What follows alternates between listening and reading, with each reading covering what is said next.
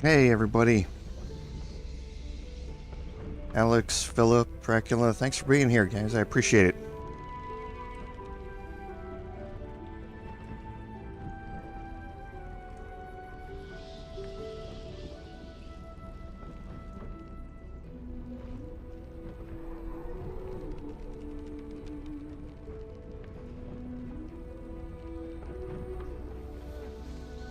Well, it's been a busy week this week when it comes to Baldur's Gate for me. Trying to keep up with all the different playthroughs is getting a little difficult, trying to keep them all separate. Hey Anthony, thanks for being here. I appreciate it. Hope we all have fun and learn a little something, hopefully, today.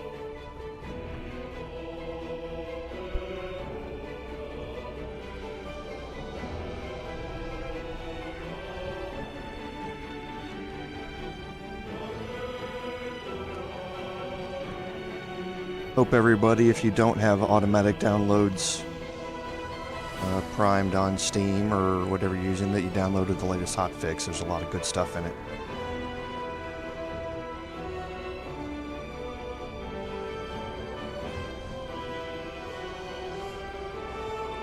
You got a rainy weekend up there, Philip? Yeah, we're getting prepped for a little rain here down south where I am, but yeah, it's been a while since we've gotten a good dose of it. Hey Eric, thanks for being here. Yeah, no worries, I understood what you meant. How's my personal playthrough going? It's a little crazy. I expected to be a lot further through the game than I am right now. It's just there's so many. I'm for those of you who don't know, I'm also recording every second of my personal playthrough.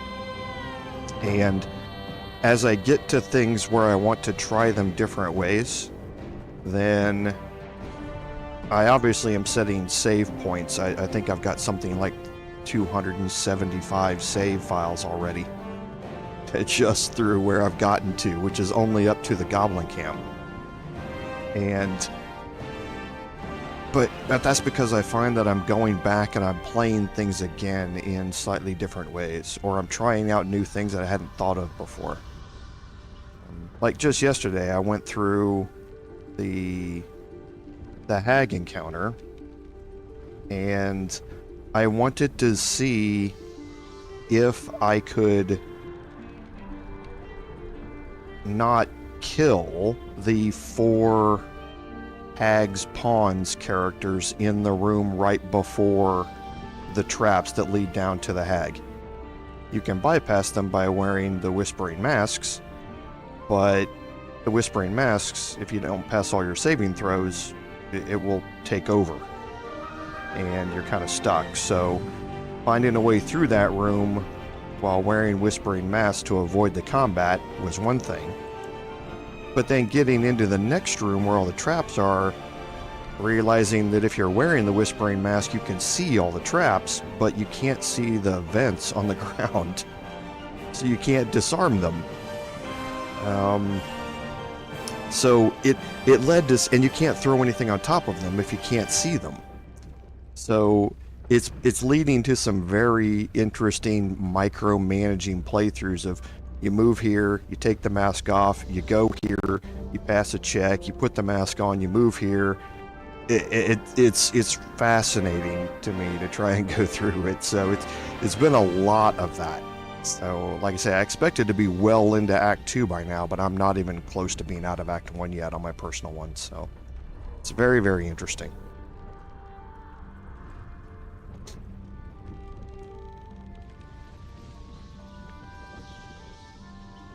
Yeah, that's what's kind of keeping my brain, going a bunch of different ways between this and the Paladin playthrough and my personal one. It's kind of weird having to go back and review my own videos to find out where I am in a playthrough. I have not seen past Act 1 yet, Philip. No, I have not. Which is funny for a content creator, because everyone was rushing to get out of Act 1 because they had played it so many times. And I'm just not that way. I am going through and exploring every nook and cranny of Act 1 to see everything that they changed, to focus on different ways of doing things that I did during early access.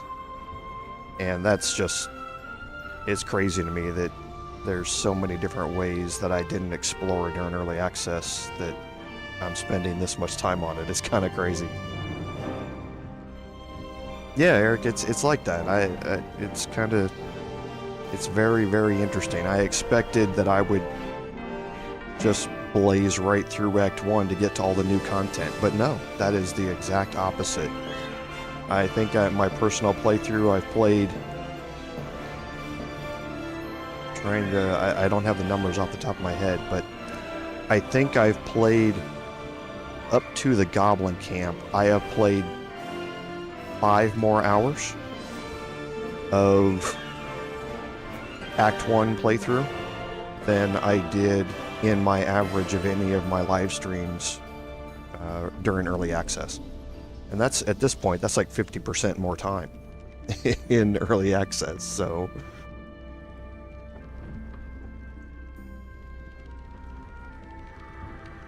Yeah, and that's, and Philip, I didn't mean to, and that's very true. I didn't mean to sound like I'm, you know, denigrating other content creators, because every content creator, you know, has their own way of doing things, and they lend their own unique styles to it, and I appreciate every one of them. You know, I watch other Baldur's Gate 3, you know, content creators as well myself. I'm finding that it's a lot different for me than a lot of what I've seen on those playthroughs. And that's neither good nor bad, it's just different. It's just a different way of going about things. So my personal playthrough, I have more time obviously than just the 3 hours during a live stream to play it, so even though I'm not all that much farther ahead of where this Bard playthrough is, I have a lot more hours invested in it than where I am with where this Bard is right now.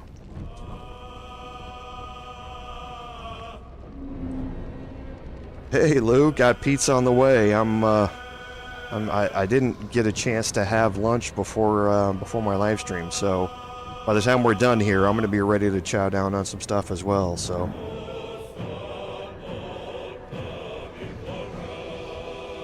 well, I appreciate that, Philip. Thank you very much.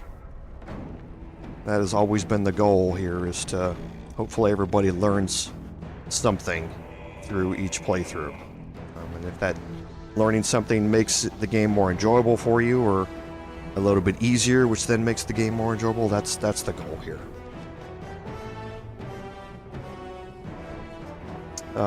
Where down south am I?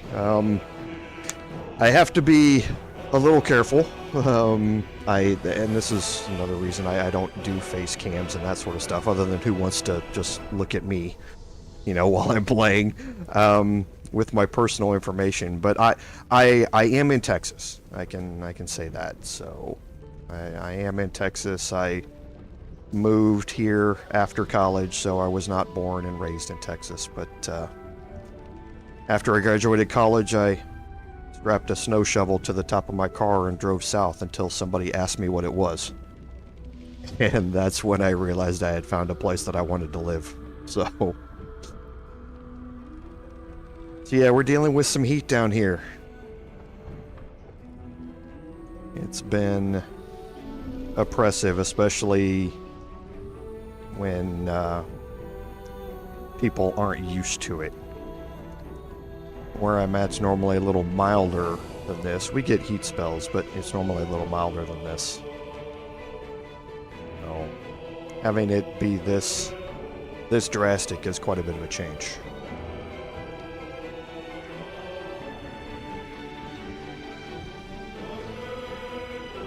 Pennsylvania, yeah. I didn't grow up quite that far north, but yeah, I certainly had my childhood full of shoveling snow for my neighbors because my dad would make me go do it. And and all of that sort of stuff when I was a kid. So I walking to school through the snow, it sounds like a meme. You know, uphill both ways type of thing. So it's I was really happy to get out of that. And then being in the military, it's one of those things where once you deploy overseas a couple of times, the 100-degree heat doesn't bother you anymore when you're, you know, used to 120. So the heat doesn't bother me down here as much. I certainly sweat like a pig, like everybody else does, but it's just part of it. I don't mind it. Oh. Yeah, it's the same here, Lou. It's been hot, you know, since April down here. It's been a little crazy. You know, thinking that, you know, just a couple of years ago in February, we got a huge freeze that shut down most of the state. And then in the end of May, the beginning of April, it's already, you know, 80 degrees at 7 o'clock in the morning. It's kind of crazy.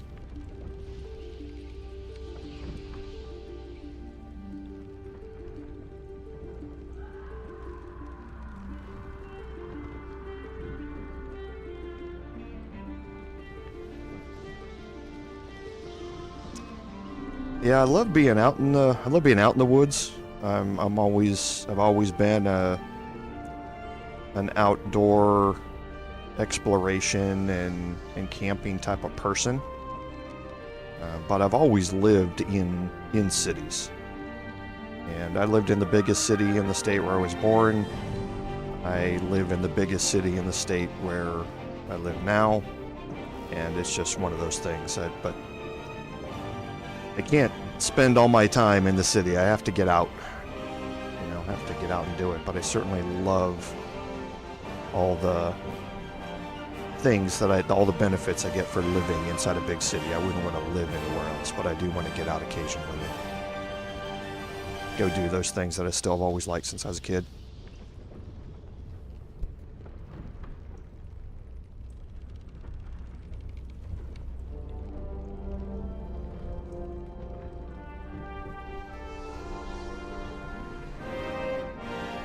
Yeah, and I know a lot of people the same way, Dracula. A lot of my friends in the military were the exact same way. So I spent summers on a farm when I was a kid, and yeah, I know entirely what that type of rural life was like. It was really a good time for me when I was growing up to be able to get both sides of that same coin.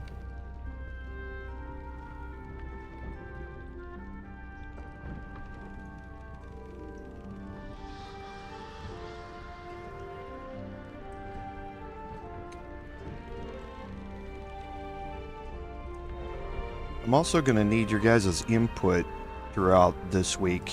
I'm having to deal with something new on YouTube. And you'll hear about it in the admin notes, but I've turned off... welcome, Kulsa. Thanks for being here. I appreciate it. I've turned off monetization for the stream. I was presented with a new option this week that I've never had before from YouTube. So I don't want ads interrupting the live stream. I can't imagine how upset I'd have been if an ad popped up right in the middle of the Commander Zalk fight, you know, last week with the Paladin. But I don't know entirely how it works with my videos after they get uploaded. So you guys will have to let me know as we go through this week what ads are showing up. I assume that ads have been showing up in my videos that get automatically uploaded, but I don't know if they haven't, because there was never any monetization, and now they will. I don't really know, so we'll kind of have to see. But on that note, I think we're going to get ready to get started here.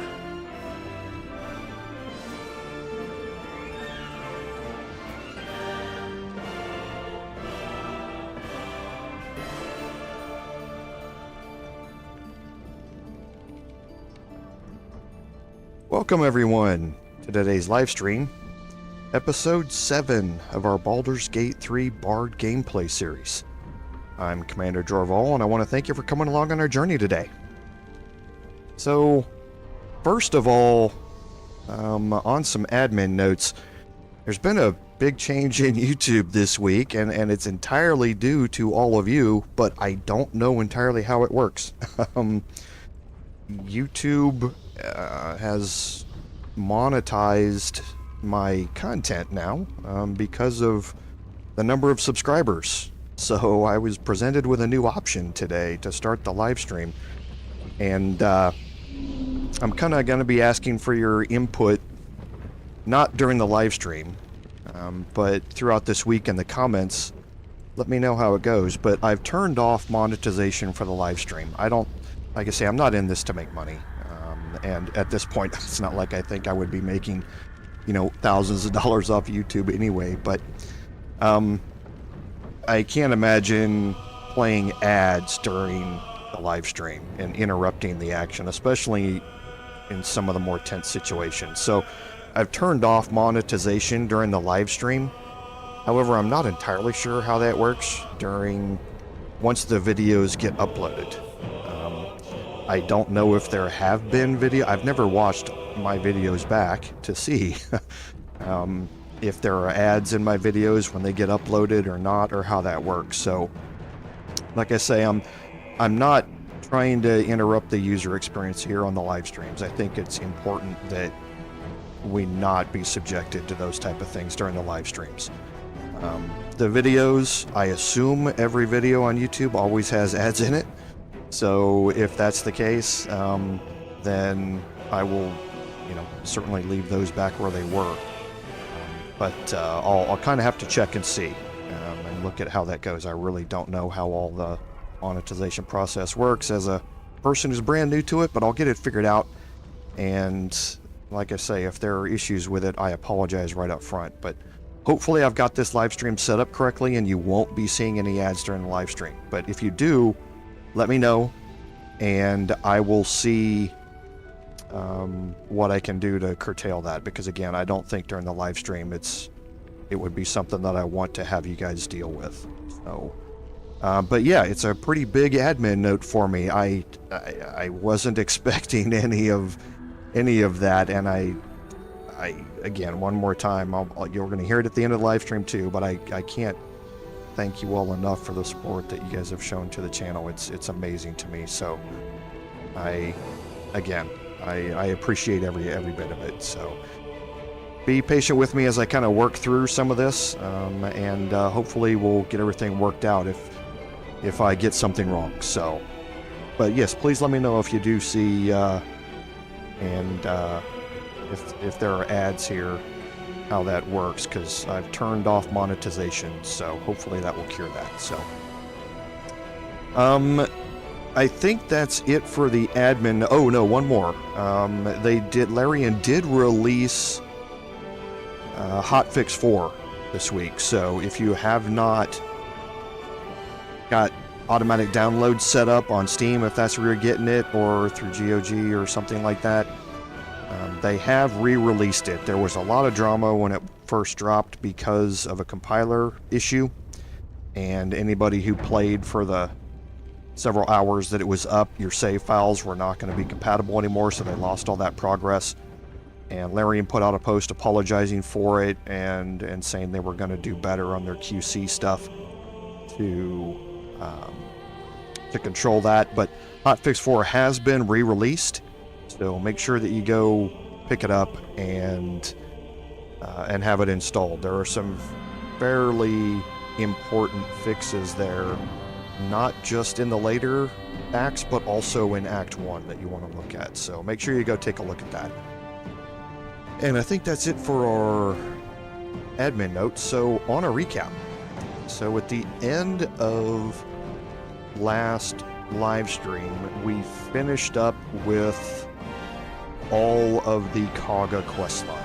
We managed to convince Kaga to reform her ways, and we defeated the Shadow Druids inside the Enclave, and we talked to Zevlor just kind of to let him know what was happening, and he wants us to obviously clear the road of goblins, and that's kind of the overarching theme that we're going to be going towards with the next several live streams. But to do that, we are going to start off by moving our way toward the Blighted Village. There's, I know, one live stream's worth of content here in the Blighted Village, and going through all of that, I think I know we're going to get through all the above ground sections today. I don't know how far through the Whispering Depths we're going to get on this live stream. There's a lot of combat, there's a lot of exploration that happens, especially with the Necromancer's Lair in the Blighted Village. So I think today we're probably going to focus on getting through the above ground and maybe that section of the Blighted Village, and then probably end up in the Whispering Depths tomorrow, but we'll see how far we get. So we're going to go ahead and get started here.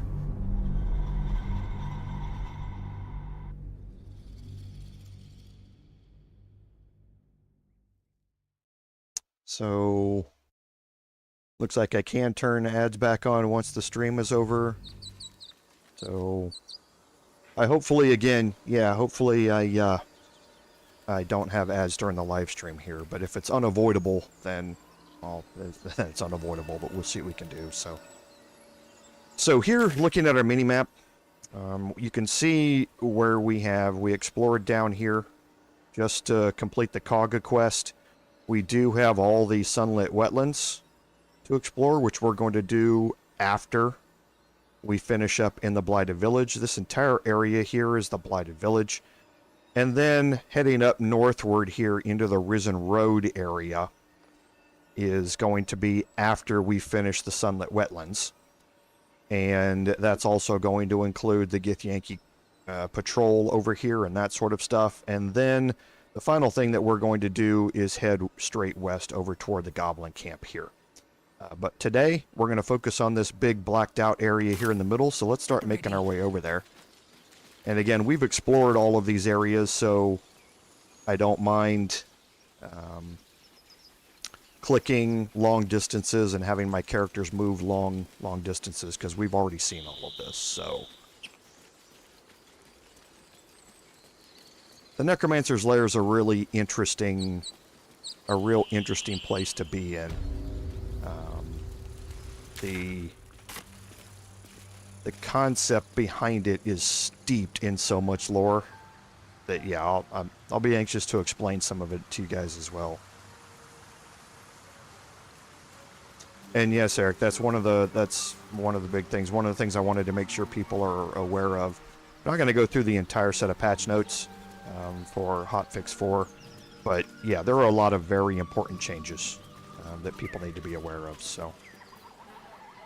So here, to start this off, I'm going to put everybody into hiding, and I'm going to break the group. I think we've already gone through the perception check here. Yes, we did.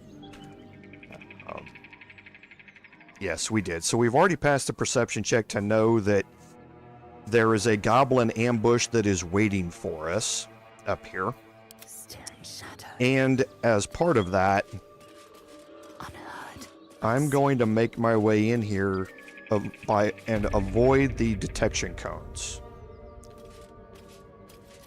So you can kind of see where we have a detection cone up here.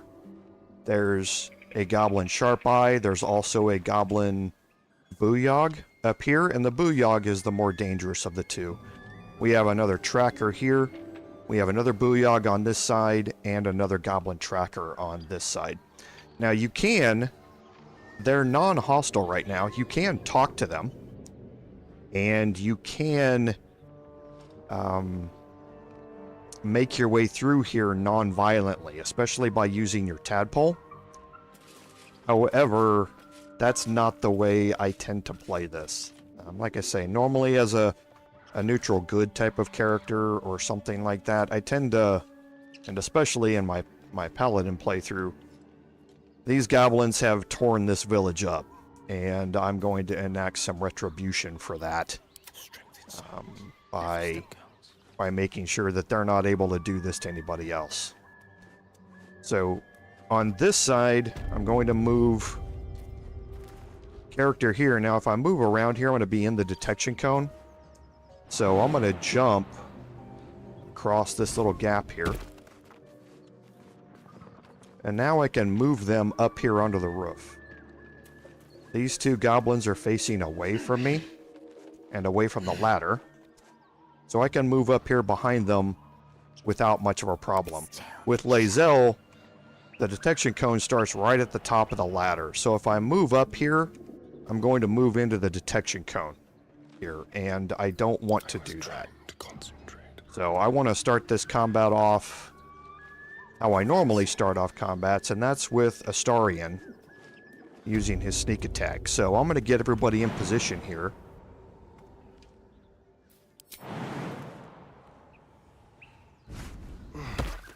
And then we'll kick it off, and hopefully we roll well on initiative, and things can progress from there.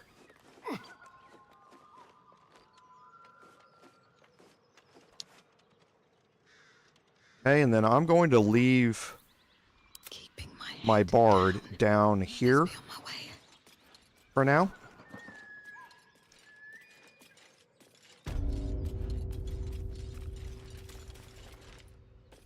Down here with where Lae'zel is.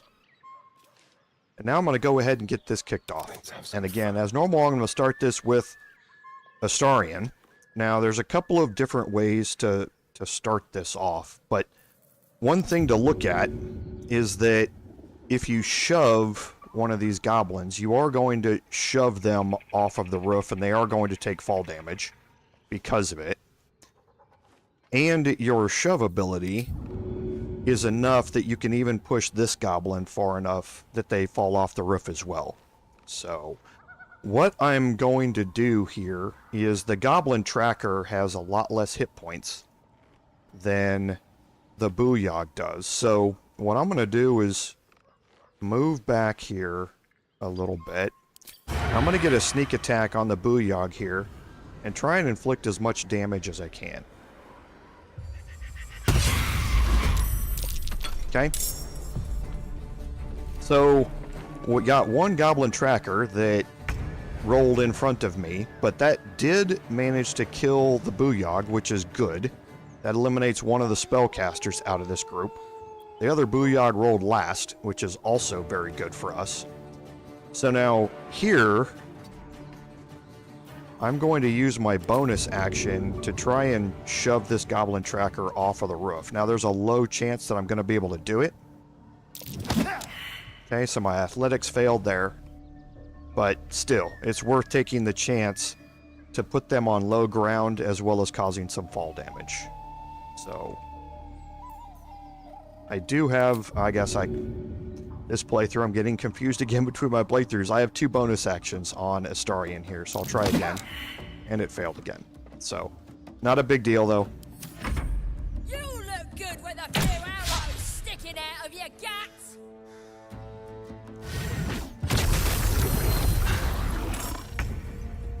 Okay, so now it's Lae'zel's turn. The Sharp Eye here summoned a companion. And that's problematic because I wanted to deal with the Booyog first. So we're going to have... We're going to cast Combat Inspiration on Lae'zel. And we're going to have Lae'zel move up here. Oh boy. Because now to get rid of the Ward Companion, I need to kill the Sharp Eye.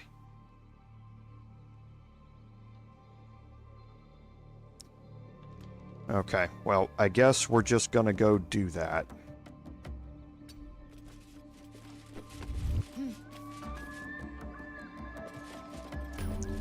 Okay, so we'll just do a regular attack on the Sharp Eye. Okay, I need a 13 to hit. I rolled a 7. So even getting a Valiant attack here, I would have to roll the max roll to be able to hit. So again, it's not worth it. I'll just miss that attack.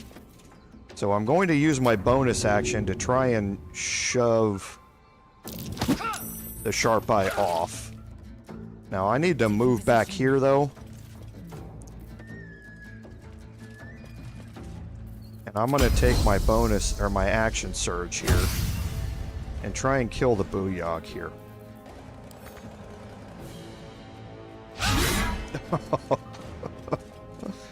A good start to the live stream today, everybody.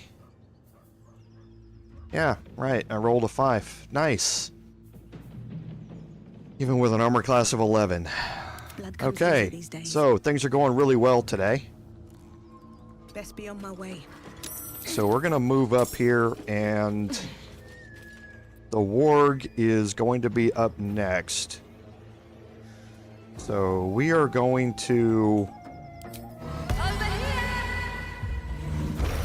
cast Vicious Mockery on the warg. So now it's got disadvantage on its next attack roll here.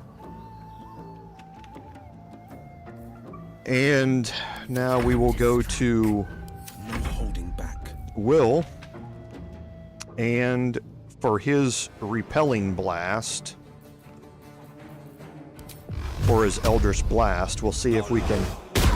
Yeah. Never mind. We're just going to miss everything today, so that's just how we'll play.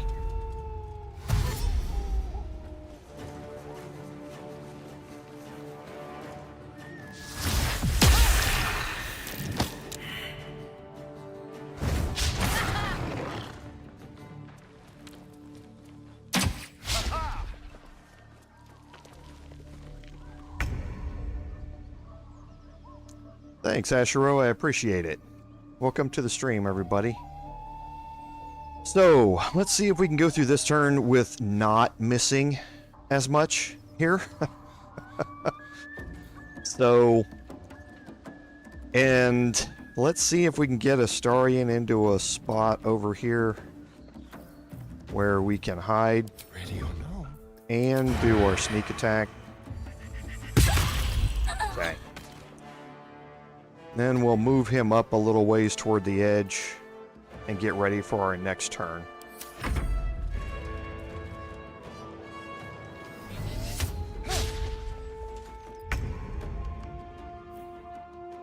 Okay, so we still want to try and get rid of the booyog first. Alright, good. So we will try and daze the warg as well, and of course we're going to miss because why not? We're giving time for the Goblin Warrior to move around and get into position to move up here as well, and I don't want that to happen. So we're going to move around to the back of the warg here just to get away from the edge. This is another one of those things, once you move into melee range, as long as you stay in melee range, you don't invoke an attack of opportunity. So we're going to move around behind the warg here and just stay in this area to so hopefully if the Goblin Warrior is able to come up here, he's not able to shove us off of the high ground. And we've got disadvantage on our attack here because we are threatened, but still,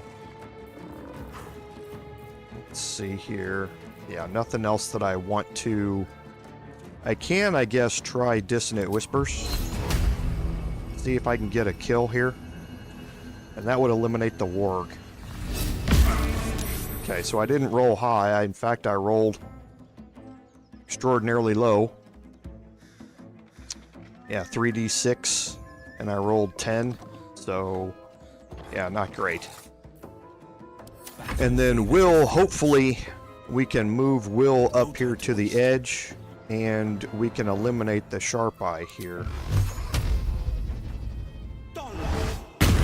Alright.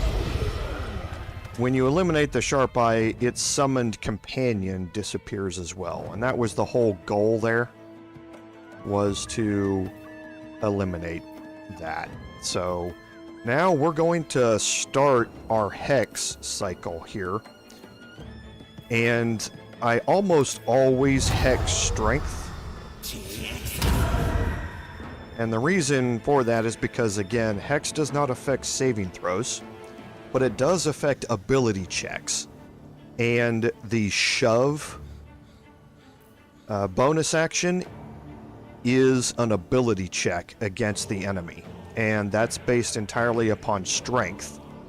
So if you hex somebody's strength and they do manage to walk themselves, like he might move up here and get up on the roof, then I have a much better chance of shoving him off the roof, because I've hexed his strength, where he now has disadvantage on his strength checks, as well as suffering, 1d6 additional damage from Wyll.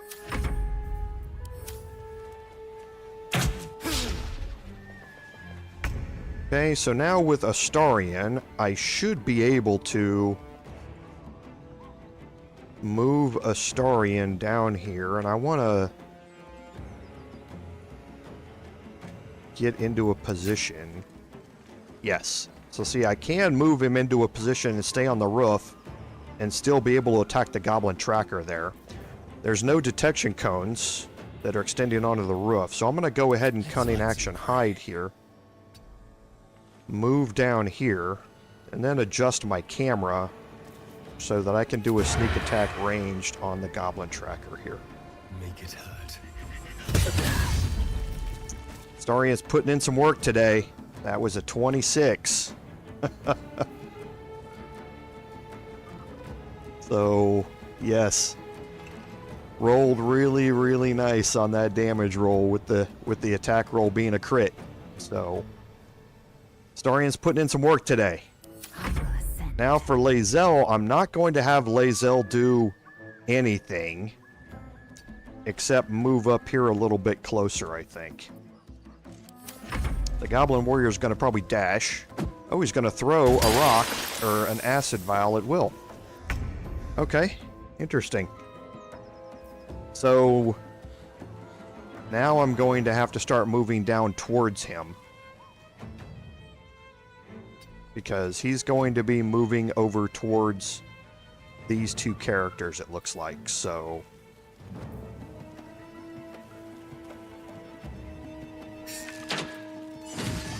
okay, got a crit there.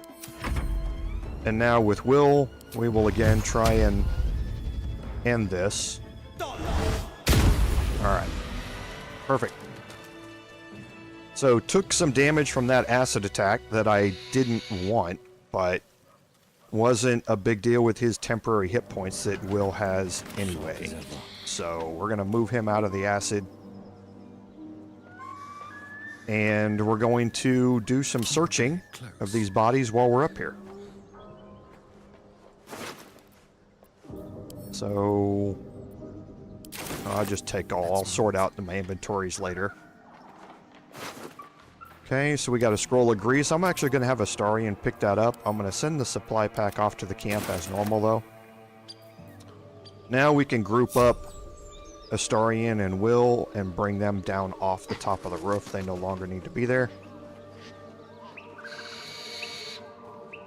What's in here? Okay, some more searching to do. And now I can head back up top, up here. Blood.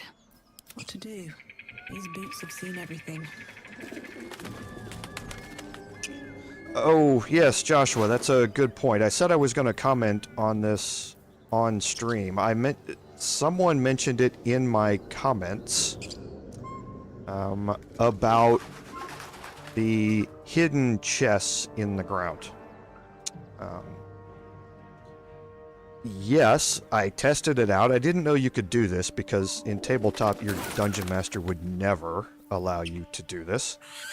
But yes, if you fail your perception checks or your survival checks and you don't find the hidden chest with all of your characters, you can go to your camp and bring in a new character and try it that way and continue doing that until you pass it. But if you fail it with all of your characters that you have recruited, you can click on your shovel and right click on your shovel and go start digging. And anywhere in this radius around you, you can click on the ground and start digging. And if the chest is there, it will dig it up.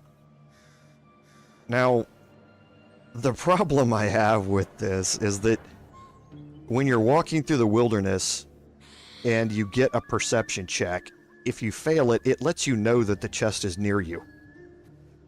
So now you know you're within range of it, and all you have to do is start clicking around and trying to dig up the ground until you find it. So the check failing and having that little icon above your head lets you know that the chest is there. So if you were just randomly walking around and trying to dig up chests, you probably wouldn't find them unless you're looking at somebody's YouTube guide about it.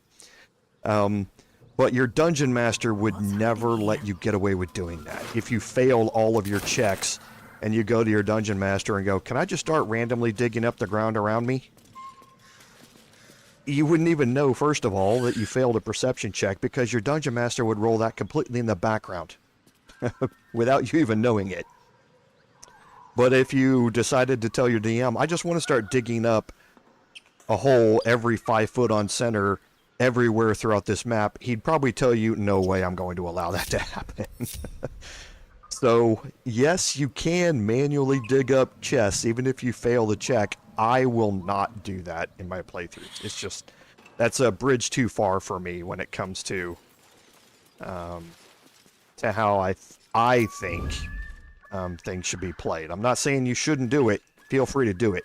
But I am not going to do it in my playthroughs. So.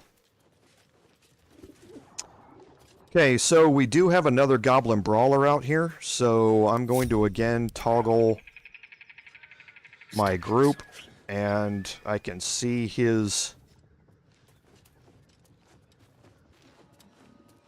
And I'm trying not to get too far out here. I'm going to try and execute a sneak attack while he's still in range. Okay, so that one didn't work. He wasn't within range. Alright.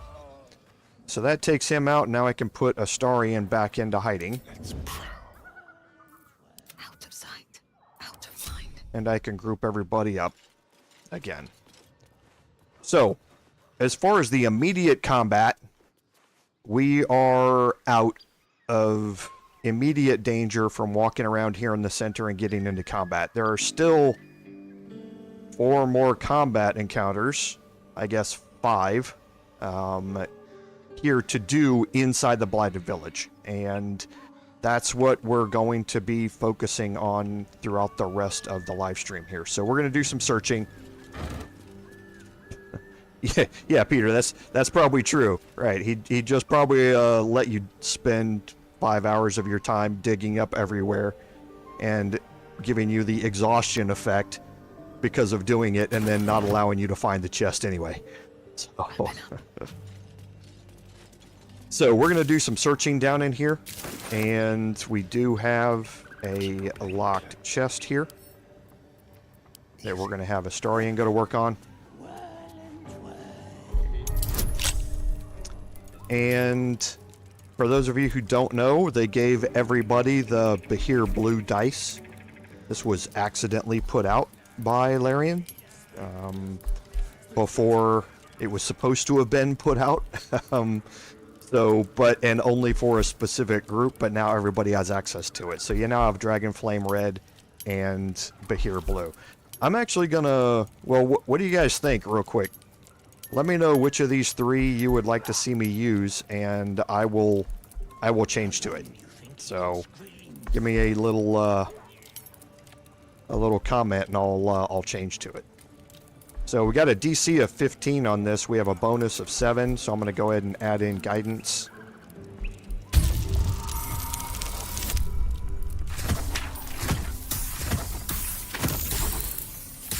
And we rolled just well enough. So we got 1 vote for blue. And this has the haste helm in it. And this helm is incredibly important. I'm going to send that to Lae'zel. Philip, the original one, yeah, the polished metal or whatever it is. And we have more camp supplies here. So I can send these off to camp. Sending all those to camp as well. That allow you to distinguish between 1 and 20. I will give you that the Dragonfire Red with those two symbols makes it a little difficult to know which is the Mind Flayer head and which is the logo. So it looks like we got just not red. Complete. Okay, that's not a problem. I'll next time we get a roll, we'll definitely go that way and we'll change it up. So, a bunch of camp supplies here. We're going to send off to camp. And a bunch of low-cost items here that we can pick up, but you don't need to. And now we're going to make our way here over toward this shop here. And we're going to make our way up top first. And head into this room. Now, in here, again, just like everything else, you can just click on anything that you want and pick what you want, but also make sure that you're holding left alt to make sure that you're able to find individual items that may be sitting on the ground or something like that. So, again, this book here is one of just the standard books. It applies toward your read 50 books Steam achievement if you're going for that. So make sure you find books and actually read them, as opposed to me, for the most part, who will just pick them up and add them to wares eventually. So getting a potion of speed, that's great, as well as fire resistance. So definitely good to get both of those. Over here we have another cupboard. Okay, so it looks like the votes are in. We're going to go for the Bahir Blue that has popped up. So hopefully I remember. If I don't, yell at me in the chat afterwards, and I'll make sure I change it the next time. But hopefully I'll remember here. So now we're gonna make our way into the Apothecary shop here, and the Apothecary shop is fairly important, and this is where you need to start paying attention more or the lore of things that are happening around you. This is one of the first instances where things that you read are going to matter, and we'll explain it a little bit later. But go through all of your bookshelves. The bottle racks normally don't have anything in them, but go through all your books, hold left alt, and you can see the lot of items that have popped up that you are able to click on to go pick up. Antidotes are incredibly important.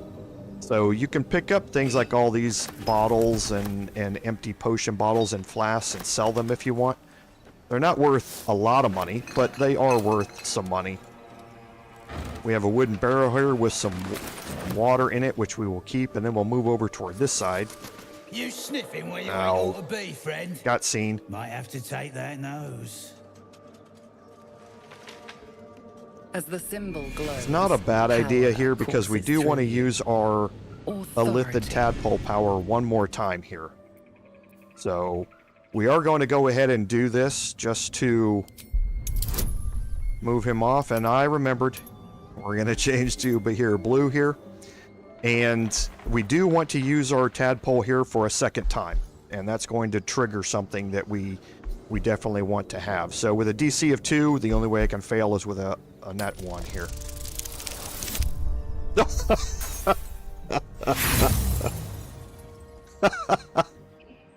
Oh, wow. We've already had the discussion about critical failing skill checks.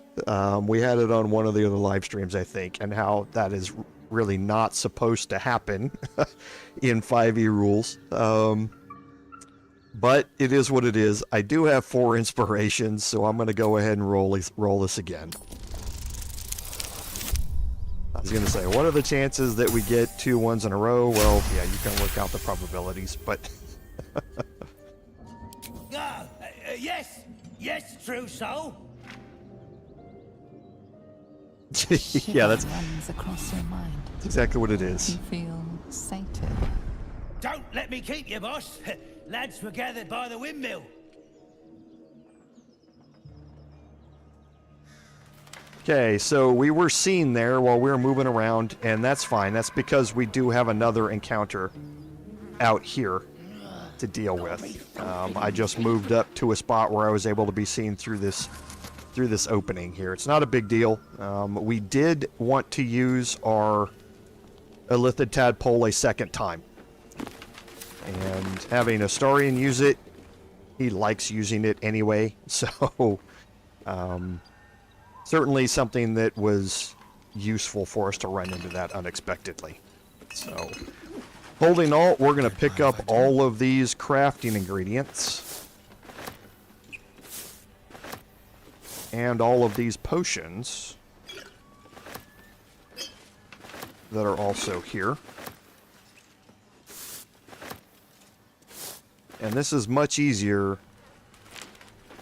And we did unlock a new suspension here by picking up the Laculite.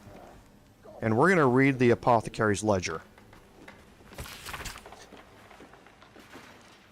Okay, so a special delivery that is stored in the cellar away from prying eyes. It says there's a cellar here somewhere. And this is what I mean by I don't see one. reading books if you don't know what specific ones do. You want to read them because that will let you know that if you haven't moved your mouse over this, that there's actually a cellar here. But now it starts another quest that lets you know about it. So now sitting here we have extracts, the rule of 3.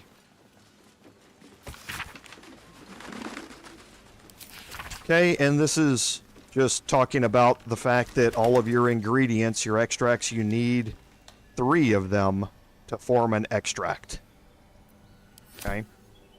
And that is when we will get into the crafting, the alchemy section of this. You will see that more. Right now, there's no need for me to really focus on the alchemy section, but we will be focusing on it much more as we go along here. Reskin dice and rolling poor.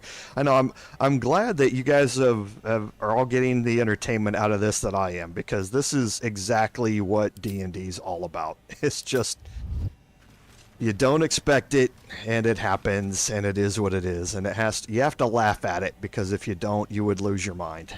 So down here in the basement, we're just going to go through and start picking up a whole bunch of things. There's going to be a lot of barrels that we can search down here.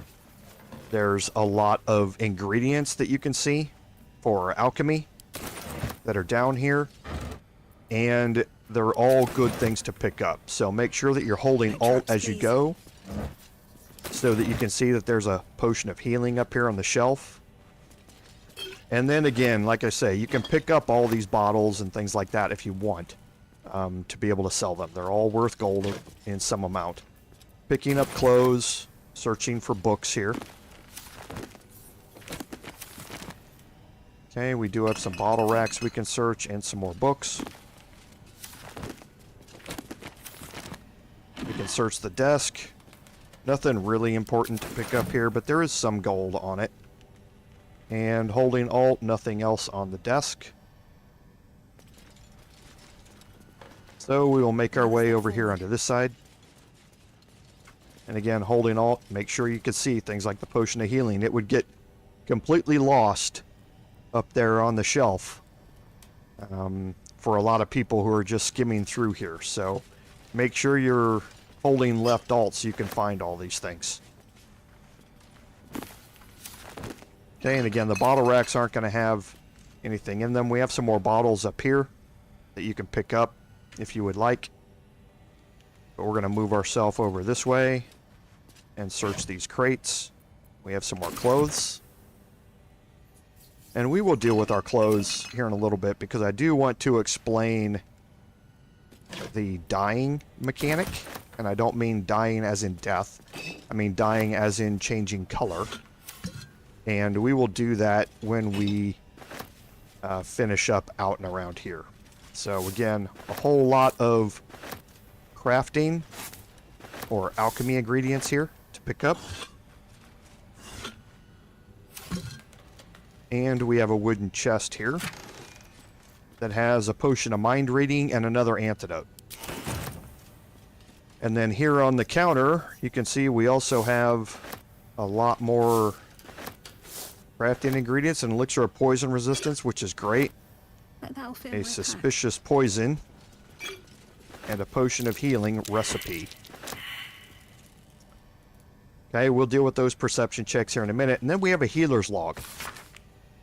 Okay, so if you read through this, it talks about a tincture of autumn crocus and told him to avoid red meat and ale. So autumn crocus cures gout.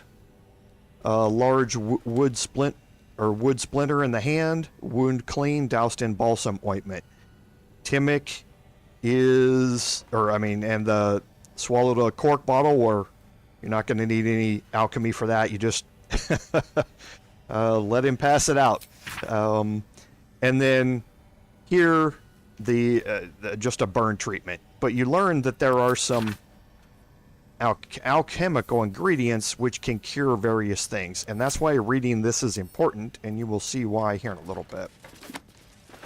Okay, so we're gonna split the group again, and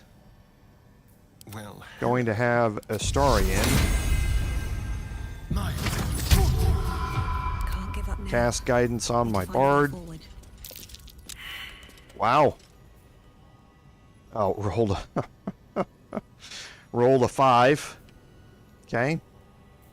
So then the last person is Astarion, so we will have him cast guidance on himself. Tread carefully. Something of Okay, he perceived it. Now, it's important to know here that you don't need to perceive this. You can see it. The perception check just allows you to have an outline to let you know that it's there. Okay, it's the same Looking ahead. lever that's been there even during early access, so there's nothing different about it. There's just now a perception check that allows it to be highlighted, Open up. but you don't have to pass the perception check. It's there. You can still access it, so you can click on it. So up here we do have a couple of portraits that we can pick up. We do have some more large bottles and that sort of stuff. We can search the desk. We can search these books. Okay. And now we can Seems simple trigger the lever.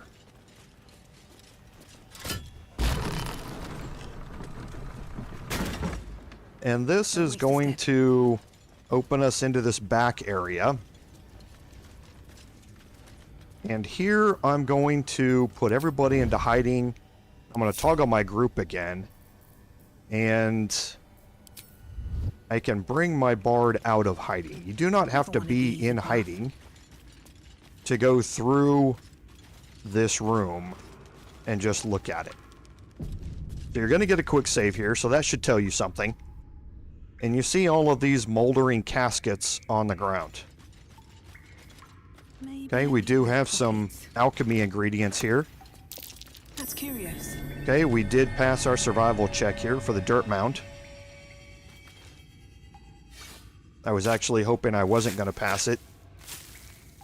But, I could illustrate the random digging mechanic.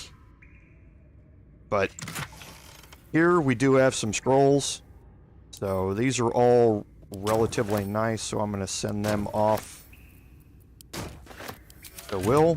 And we can continue searching around in this room, holding Alt. We have another shovel back here, some candles. And if you don't know, and I guess I will illustrate this. If you don't know, with a candle, you can dip your weapon in the candle, and now your weapons are dipped in fire. So if you don't know that that mechanic is there, then you can do that with candles. And it's important to realize that because you can pick up candles and you can carry them with you, and you can drop one on the ground in front of you, light it, and then dip your weapons in it to get the dipped in fire condition. So when you do that, now when you look at it, you can see my scimitar now does an additional 1d4 fire damage. So it's a way to constantly have fire damage available to you by picking up a candle and walking around with it. Doing it when you're already in combat can be problematic because it's going to use up your bonus action. However, the dipped in fire mechanic lasts for a few turns, so if you do it right before you go into combat and then enter turn-based mode, you can prolong how long you have that dipped in fire effect on your weapons. So, just something in case you didn't know. So we do have some high ground up here that you can go explore, but there's nothing up here. It is just that, a high ground area to keep away from. And then we have another area down here with another casket. Holding Alt, we have some weave moss over here that we can pick up. We also do have some incense. Be careful when you're clicking around things down here. You don't want to click on the moldering caskets yet. Okay, so now we're going to move up here. What's in here? And we're going to go to the trunk. Open up the wooden barrels and search through them. Now here we do have some more bottles that you can pick up. And we can finish searching the rest of these crates and barrels. Okay. Alright, now this room, I haven't explained it yet, but there are two ways to play this room. And this encounter is a little different from early access. And that is in that the skeletons that are in these caskets have higher hit points than they had in early access. So that makes one of the original ways of playing this not as effective, but certainly still viable. The other way is just to go click on one of the caskets. When you click on one of the caskets, it's going to spawn a skeleton. The first action that skeleton is going to try to take is move over to another casket and release another skeleton. So if you don't kill that skeleton before its turn, it's going to move over and spawn another one, and another one, and another one, and another, and things can get out of hand pretty quickly with your characters not having pre-positioned themselves or something like that. So if you just walk in this room by yourself and you try and pick one of these up, things can get, quickly multiplied as far as the enemies go. There's another way to do it, and that involves the mechanic of this mirror. And again, this is not nearly as effective as it used to be in early access, but it can still be effective, and that's what I'm going to demonstrate here. So I'm going to go up and I'm going to interact with the mirror.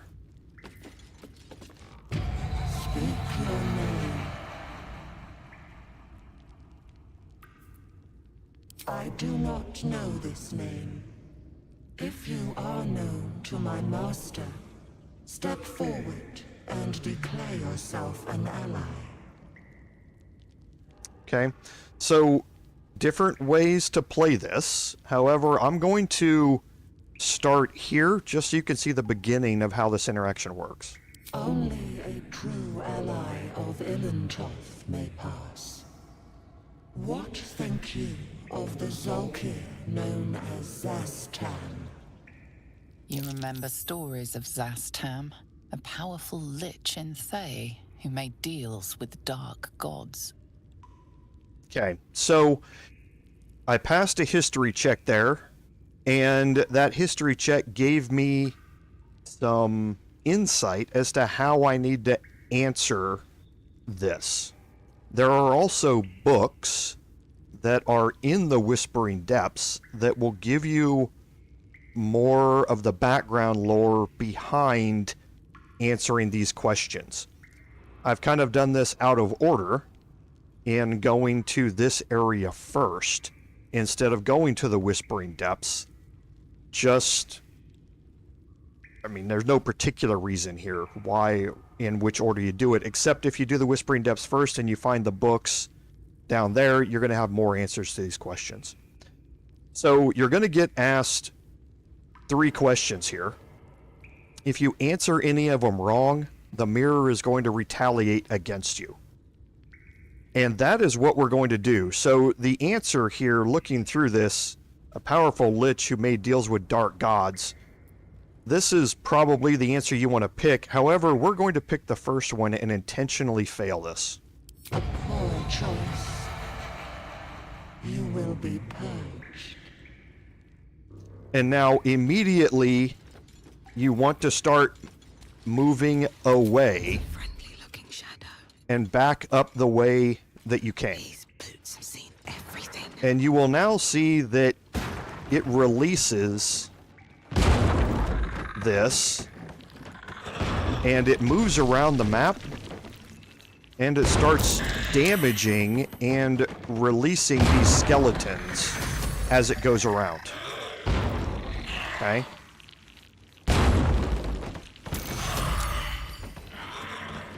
And it's going to make its way quite a ways up toward this entrance.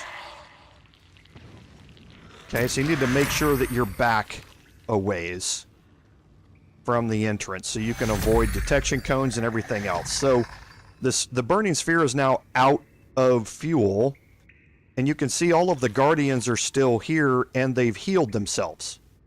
You saw them healing their hit points.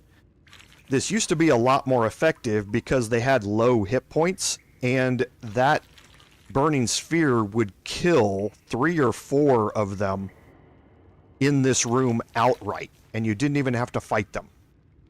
Here, that's not the case anymore. They realized that you could cheese this a little bit by speaking a wrong answer there and killing most of them, so they gave them all much higher hit points.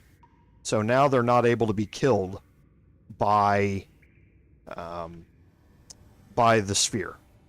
So, but to do that, what it has done is it's brought everybody out, and we are still back here in the point where we have a pretty severe choke point here that we can rely on. So I'm going to move out here with Astarion, and I'm going to be careful as I move out here, because they do occasionally move around, and you will see them patrol a little bit. And I'm going to get Astarion into a position where he can execute a sneak attack.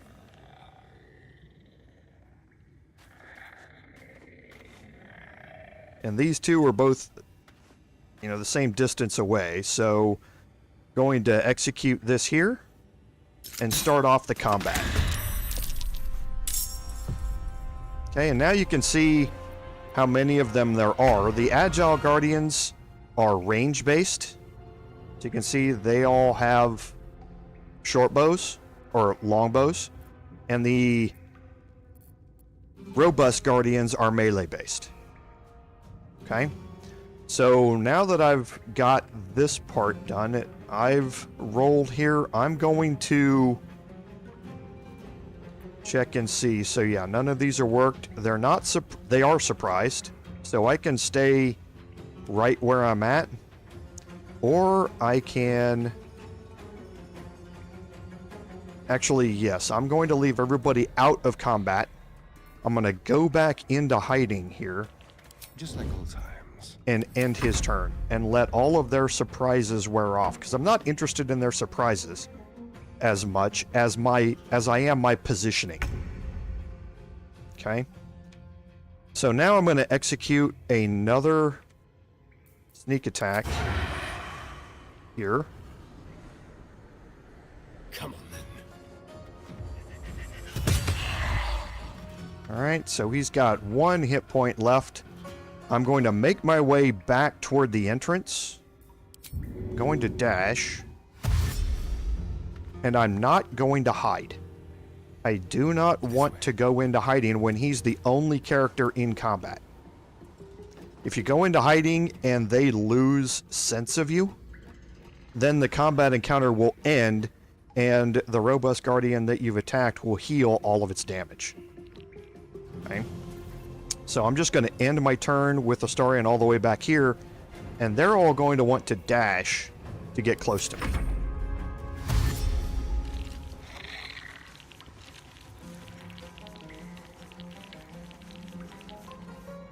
Thanks, Papa. I appreciate that. Yeah, the goal of my streams is to help everybody learn how the mechanics here work. So... And now you can see we're getting them all starting to dash closer to me, which is exactly what I want to have happen.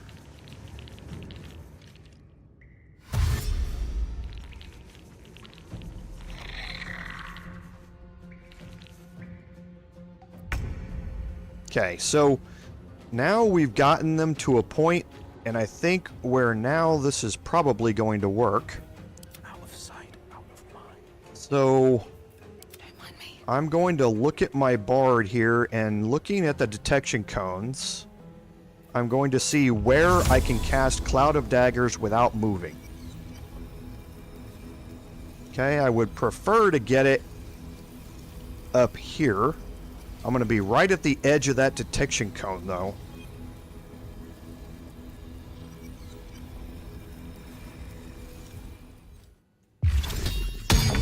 Perfect. I wanted to cause damage because that will bring my bard into combat. If you just cast Cloud of Daggers out here and it doesn't cause any damage, your bard might not be entered into combat. And then the turn counter on Cloud of Daggers, which is at 10 turns, is going to start counting down because your bard's not in combat. So you could go into turn-based mode after that, but I wanted to cause some damage there while I did it. So that caused the final single hit point of damage on them. It brought my bard into combat, which is exactly what I wanted to do. So now I can start looking at bringing my other characters into combat. I'm ready. So Astarion is here looking at the detection cones. He's right into all of them, so I'm not too worried about getting sneak attacks with him at this point, but I do want to start whittling down some of these hit points. So time to push my luck again. Let's see with Astarion. I'm going to dash first. Going to bring him back here. He's out of the detection cone. I'm going to hide. And now let's see if I'm able to get off a ranged attack here. He's going to have to pass a stealth check to move there. But let's see if we can move him back here and have him pass the stealth check. Okay, so he did. So now I should be able to execute. Okay. So I can do a range. Oh, he's outside of normal range there, so. There we go. Now my sneak attack will work. Okay, cause 20 points of damage, and now I can move Astarion back out of the way. For everybody else, I'm going to leave Wyll and Lae'zel out of the fight for now. I'm just going to move Lae'zel up a little bit farther here. Actually, I probably should should see if she can pass a stealth check.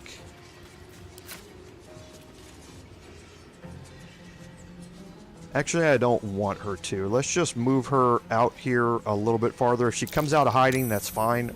Wow, she passed her hide check. Okay, so that means I'll be able to move a little bit more. Okay, and I could kill this one, but... Okay, so there she goes. I didn't get it off in time. Doesn't really matter. I wasn't planning on attacking with her to begin with. So, Astarion's turn, I'll go ahead and end it, and they're all going to dash up through these.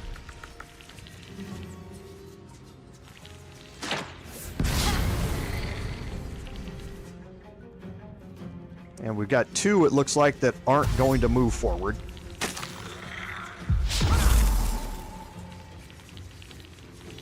Alright, so now what I want... Oh, okay, good. This one's going to move up too. So now what I want to make sure I do is I move everybody back out of the way so that they all have to dash through this. So I want to move up, cause some damage, and then move everybody back out of line of sight. So the detection cone, I'm probably not going to be able to move in here without hiding, but we'll try and hide anyway. Okay, so we were successful. So now let's try and deal with...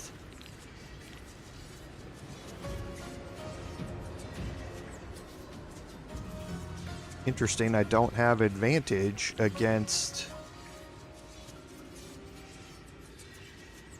Oh, it knocked... It, yeah, okay. I passed one hide check, I did not pass another. I have multiple people who can see me. So, but I wasn't really interested in that. I do want to just get off ranged attacks on more of the agile guardians here, so that hopefully they die when they move through the cloud of daggers. And then I'm going to move Astarion again back out of line of sight. So for Lae'zel, I'm going to do the same thing. Going to have her cause some range damage.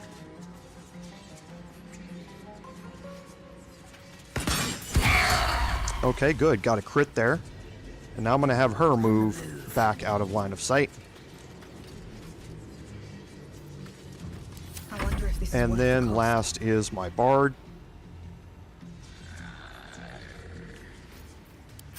And I do have... Yes, I don't... Sorry, I'm just trying to find out why I don't have my bonus action available off of Hunter's Mark here. Because I do have a bonus action available.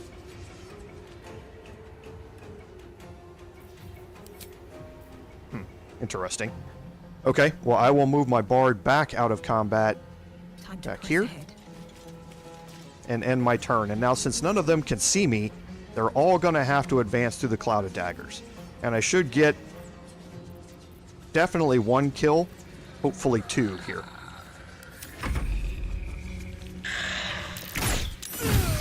Ooh, landed a crit on Astarion.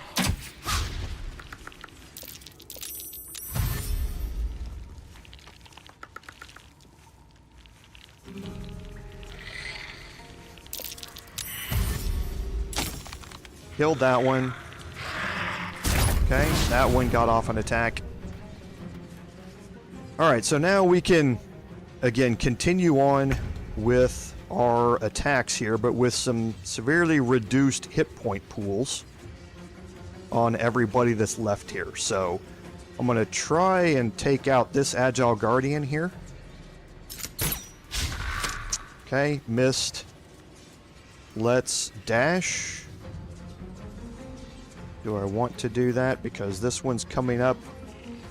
I don't know if he'll be able to reach me or not. So let's go ahead and dash with Astarion. We'll move him up here. Don't linger. Try and get an offhand attack to kill this one Agile Guardian here. Okay, so that worked.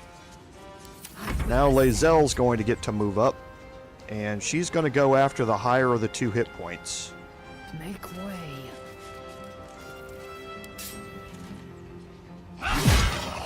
Alright. And then Wyll can get off an Eldritch Blast here with a 60% chance to hit. Where do I go from here? Let's actually...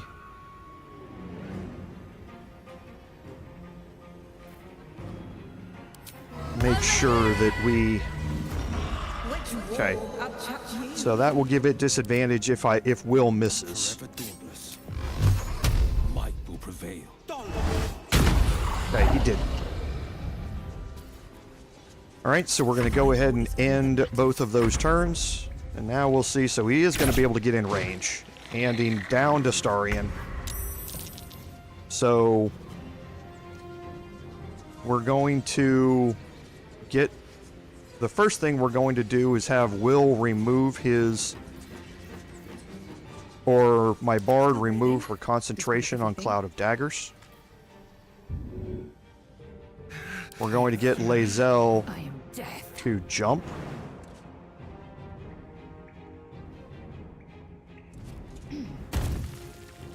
And then go ahead and execute an attack there.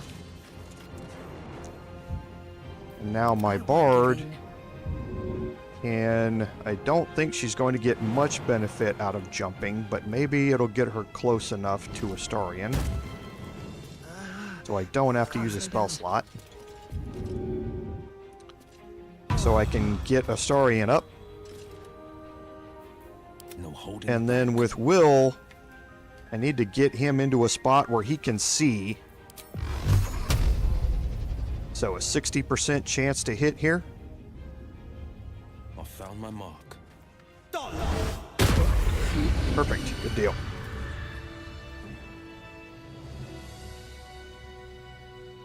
They can take psychic damage, but they can't be frightened.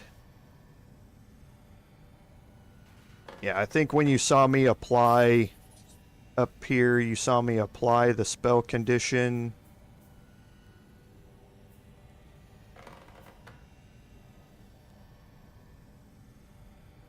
There it is.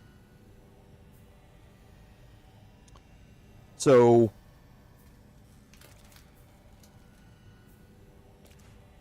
here, yeah, for Vicious Mockery, that applied, but the frightening effect of Dissonant Whispers, that's why I didn't choose that, because that would not affect, the frightening effect wouldn't affect them. It would just be the damage that goes along with them. But yeah, you can see they did take psychic damage here as part of Vicious Mockery. So that's what makes Vicious Mockery as a cantrip so good, and being able to cast it over and over and over again is very few things are resistant to psychic damage. Alright, so now I can move everybody up and I can start picking up all of these longbows that are down here. This is one of the first times that you're going to have access to be able to pick up longbows in your playthrough other than buying them. So in early access it was a good encounter to have in here because you were able to pick up your first set of longbows.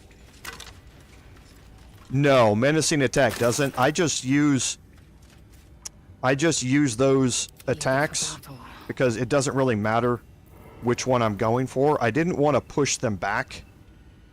I didn't care about disarming because that one was a ranged one anyway.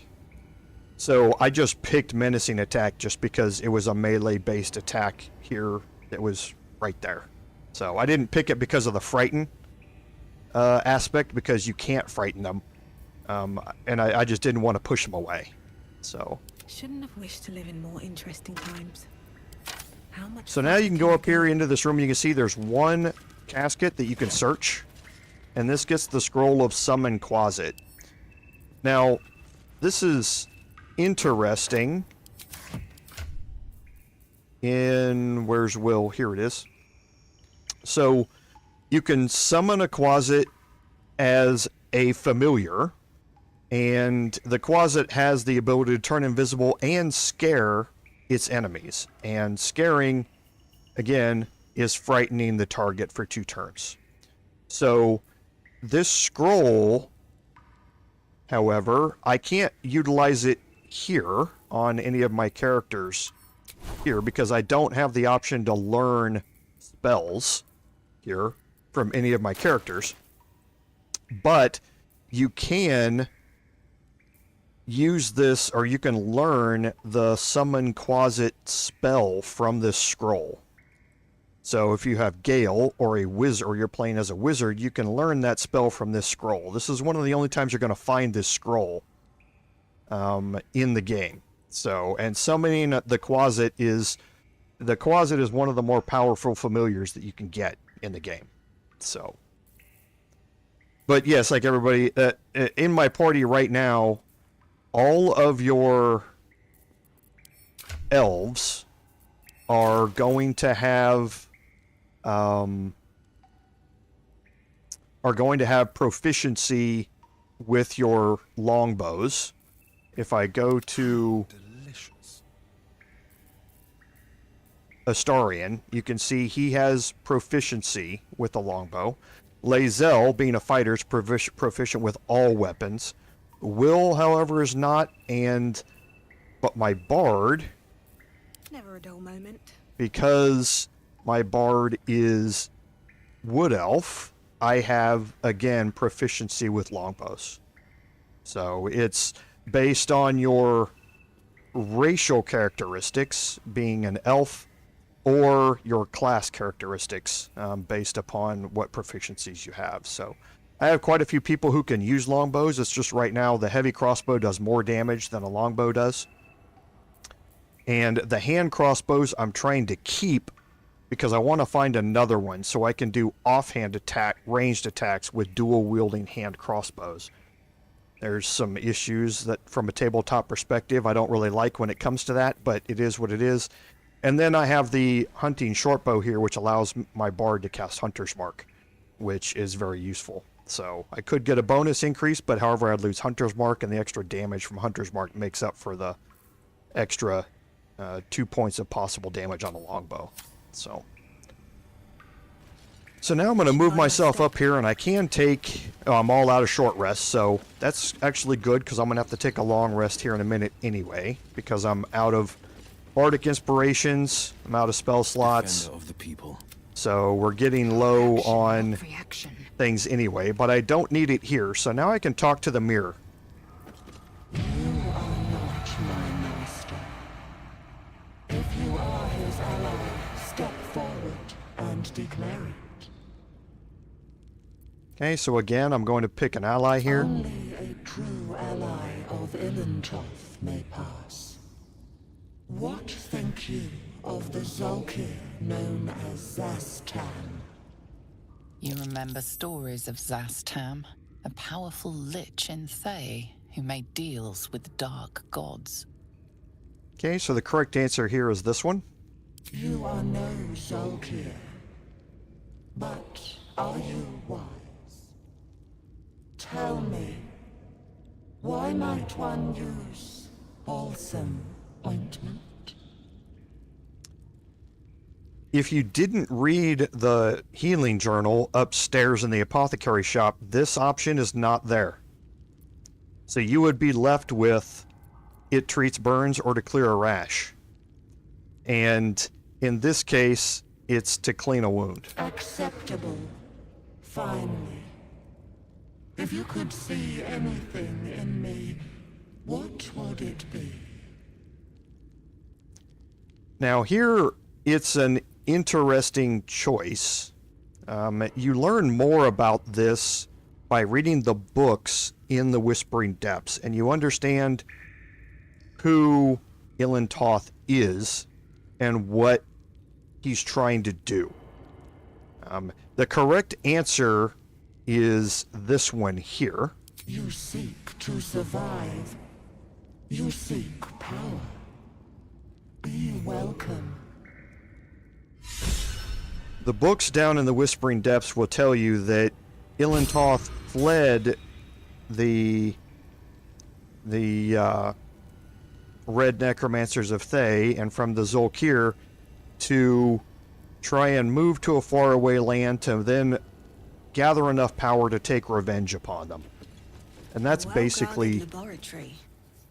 what the What the hell answer happened down is there here? for that one.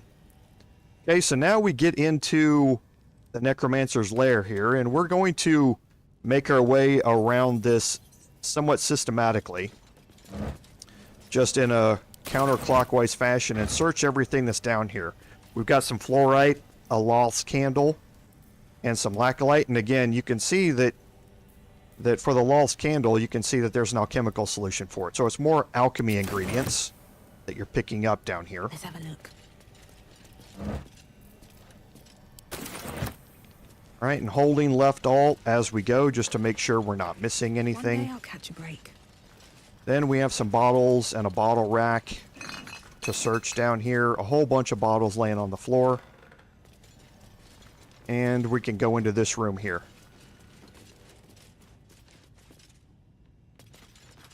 Now, in this room, you can see there's a lever here. And that lever opens up this wall into the area where we just were. That leads you back through this secret area that we found. So it's another way to get out of here. If you hold left alt, you can see there's a rusted key that you definitely want to pick up. And now you can start searching through the various trunks and barrels that are in here. So drow poison, really good. And we're going to distribute these things around to different party members when we go through our long rest in the camp. Okay, so a chasm creeper, again, elixir of the Colossus. So just more things that you can pick up for alchemy here.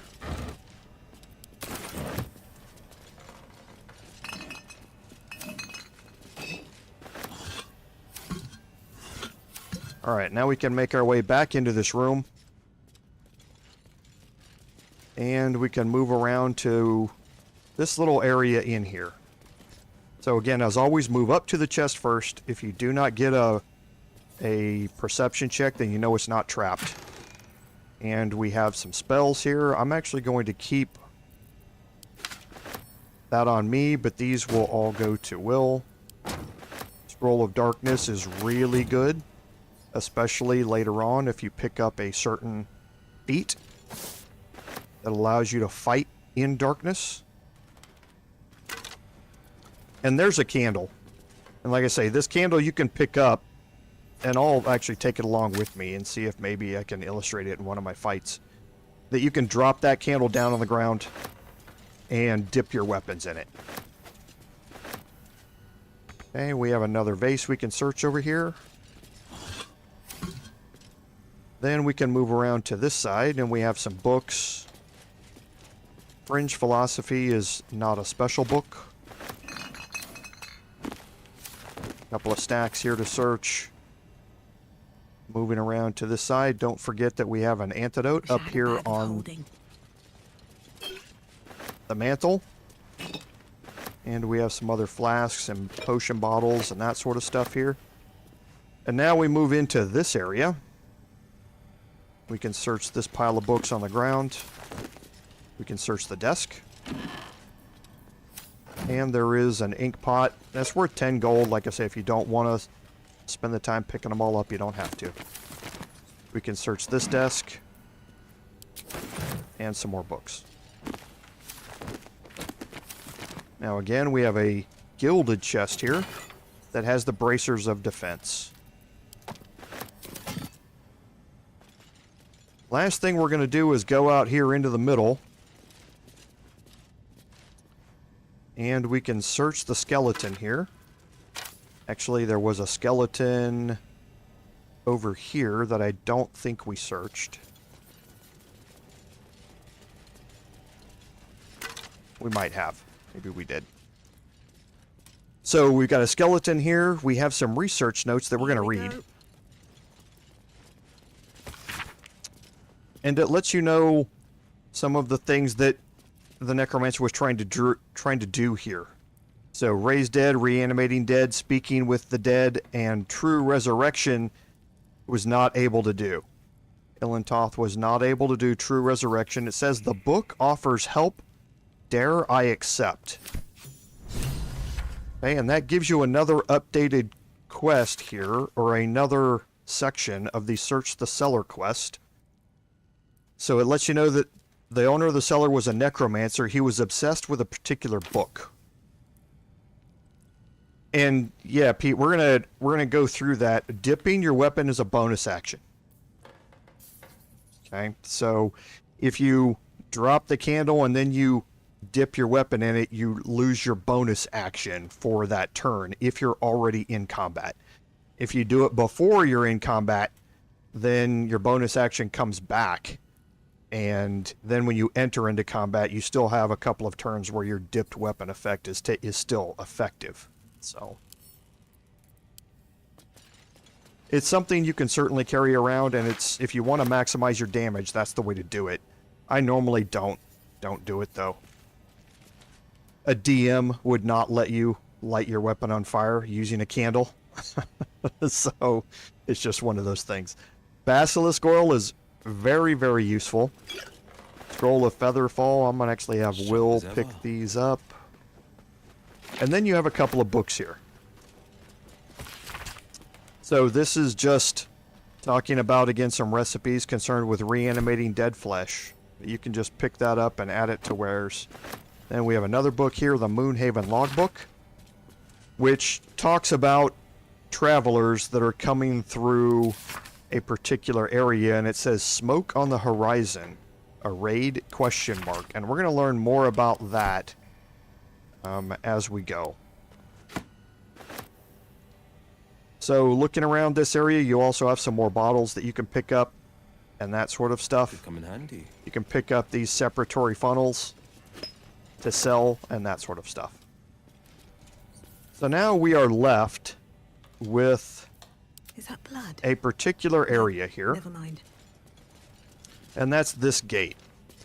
So we are going to Someone there?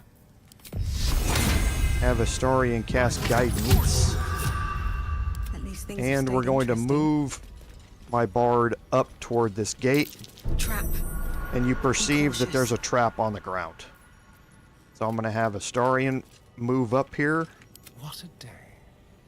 Got to get used to using the function keys. And he's going to disarm this trap.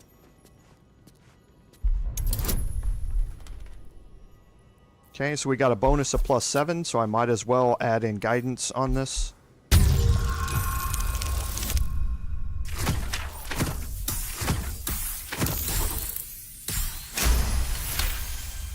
And yes, Eric, that's exactly right. And that's kind of how you see me constantly commenting on No it. time to rest. I came from a tabletop background. Some of the things in the game, I really don't necessarily agree with the liberties that the game takes with certain things. People feel to play however they want. I'm certainly not telling anybody how to play. I just know how I'm going to play it. And I think it's a little bit abusive of the dip mechanic to use it with a candle, but yeah, it's just one of those things. So for the Rusted Iron Gate here, if you click on it, that's what the rusted key opened up. Now her perception failed there. Trust no one.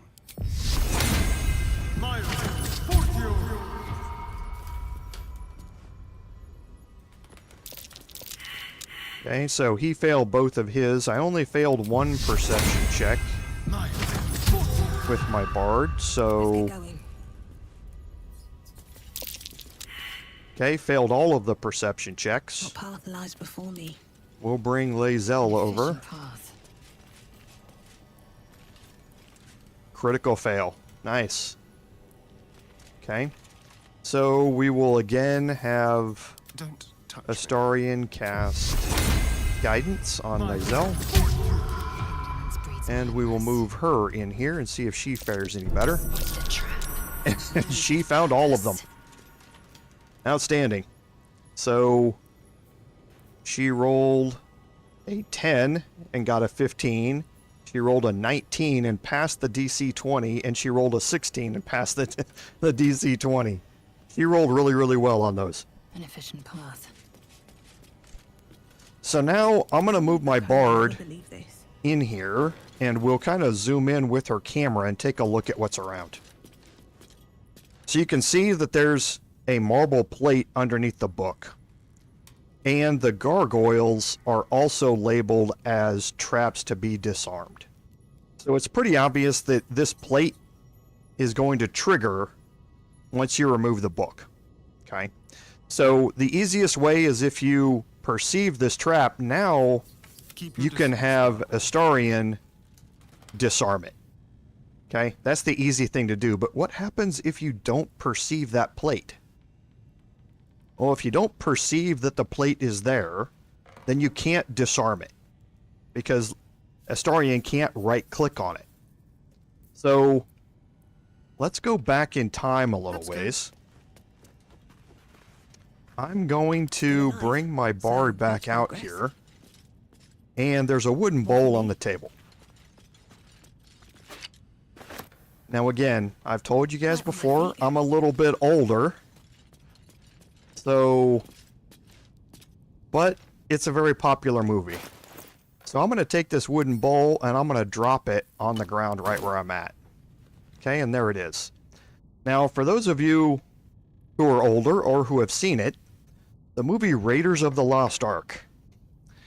At the start of that movie, Indiana Jones, played by Harrison Ford, finds a golden idol sitting on a pedestal. And he fills his pouch full of sand to pull the idol off of the pedestal and replace it with the sandbag so that it doesn't realize that the idol's been taken. You can do the same thing with this marble plate. So now I have a wooden bowl, and you need to make sure that the wooden bowl is sitting on the plate. So, not off to the side. It needs to be sitting on the plate. But once it's sitting on the plate, now I can pick up the book and the trap does not trigger. Okay. So, it's obviously easier. Well, it's a high disarm DC, but if you spec Astarion right, you're probably not going to fail it. But it's obviously a guaranteed no fail if you just drop an item on it. So, again, a little trivia there about another way to solve that problem, but also another way to go about thinking about how things that you've encountered in history play a part in how game mechanics work, because they obviously realize that that's a thing. So, and that became a very popular thing due to movies and that sort of stuff. So, just one more thing to think about. So now that we've picked up the Necromancy of Thay, we're not going to deal with it yet. We can open up our map and you can see that we've cleared out the entire area down here. So we're going to make our way back out up toward the Blighted Village. Don't think of yourself that way, Josh. It's something that D&D players, tabletop especially, would have a much better chance of thinking about. Video games are so much more fast-paced than tabletop that I guarantee you 90% of the players who walk into that room don't ever think about that. It's just because it's a much slower paced train of thought. So I wouldn't think about it that way. It's a very common thing for people to have missed that, I know. I'm immediately going to come out of here and go into hiding again. Don't waste a step. And I think we have enough here Keeping quiet. to deal with this encounter out here. So we're going to make our way out here. And we'll deal with this group of goblins out here. There would be normally 3. However, we dealt with one of them already. So there's 2 left. We have Tracker Slice, and we have Brawler Breck down here. And again, you can feel free to talk to them. They are non-hostile right now. So we can come out of hiding and we can just walk down here. And again, we already talked to Brawler Breck, but you can talk to Tracker Slice if you want. Keep your paws to yourself, and I won't cut them off. Okay. Yes, he is, Eric, and I haven't forgotten that. What I want to do is You'll see it here in just a second. So I'm going to put everybody back into hiding again. And I'm going to move everybody back out of the way up here. Element of surprise. Watching and waiting. And I'm going to move Wyll back in here. Staying out of sight. And Lae'zel. Gotta be something in this heap.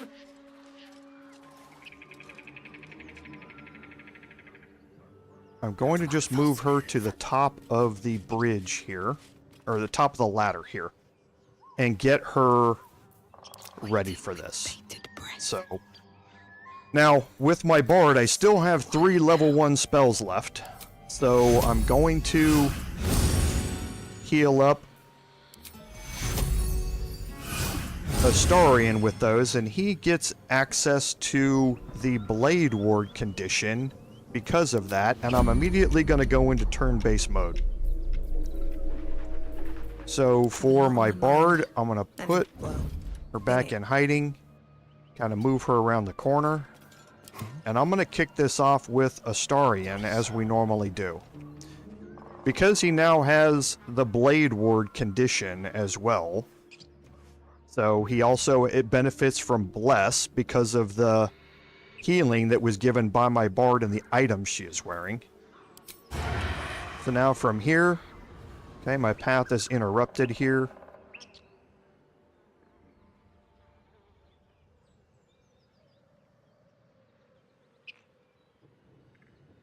So it looks like I'm not going to be able to utilize it because I was too slow moving into turn-based mode. So we will exit turn-based mode for one more turn. And we will heal him up again. And enter into turn-based mode now. And now with Astarion, I'm going to move him out here to this edge. And now I should be able to get... So I'm still out of range here. Okay.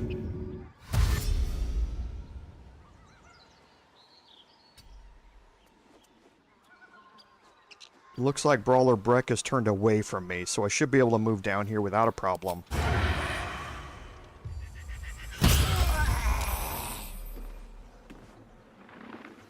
Okay, and my stealth was successful. So if I end his turn... Well, that ends not as bad as it could have. So that did not enter into combat, because I one-shot and my stealth was successful. So now I can go to Wyll. And I actually don't even need to go to Wyll. I can go straight to Lae'zel here. A purpose.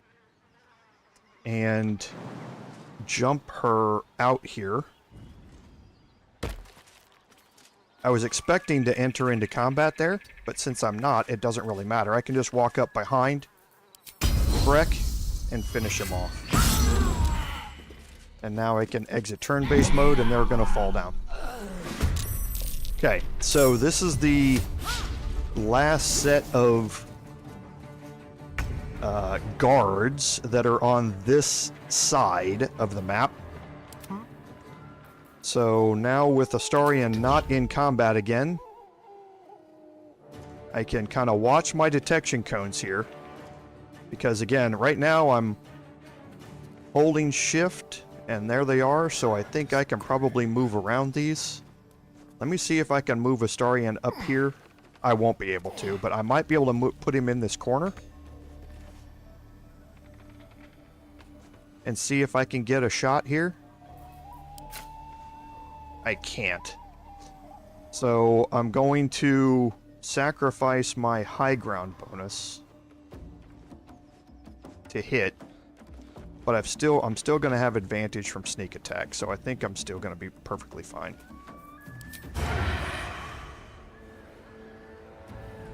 Let's see, actually... No, because the Goblin Warrior is going to want to come toward me. I want to remove the ranged attacker first. Okay. So that puts Astarion into combat. now I don't have any detection cones left, and this goblin's facing away from me. So I can now move Wyll down here anywhere I want. And I need to be careful with this encounter because of what's happening over here.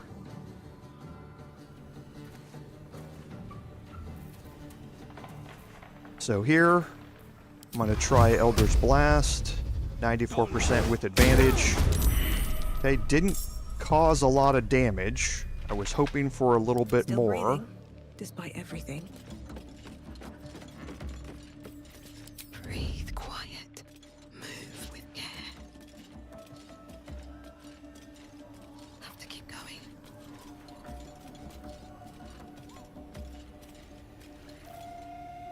Okay, I'm going to cast Vicious Mockery on the Goblin Warrior here. Perfect. Now I can go to Lae'zel, get her to jump.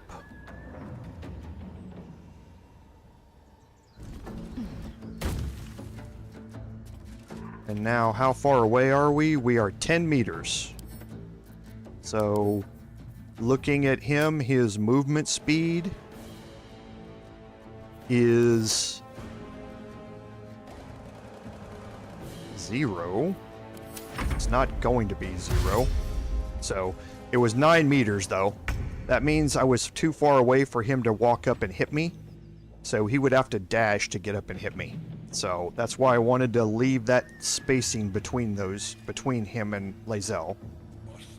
So, watching my detection cones, I'm probably not going to be able to move up here and hide and still hit him. Oh, I can.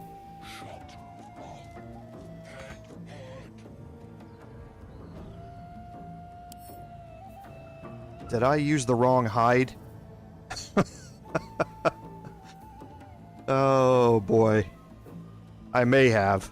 Because yeah, I don't have an action left. I may have clicked this hide instead of my cunning action hide instead, which was just dumb of me.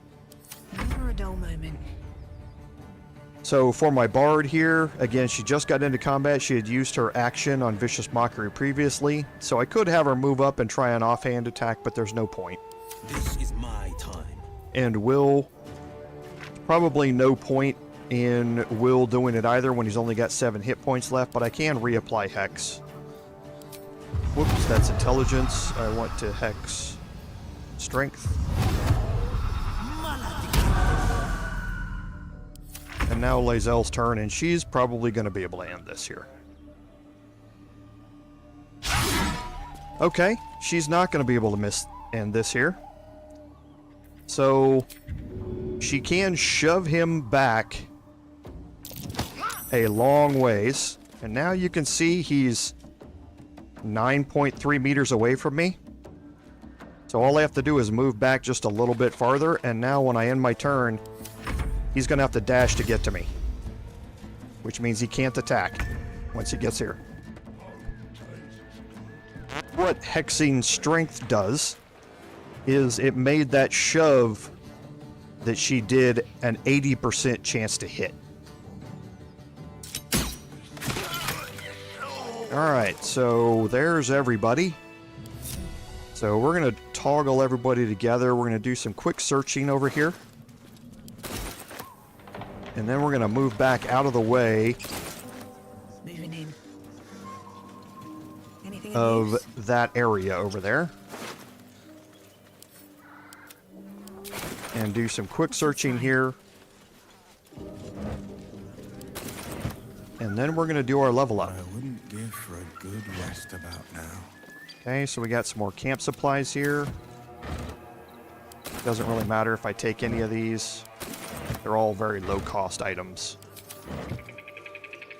Okay, so then over here.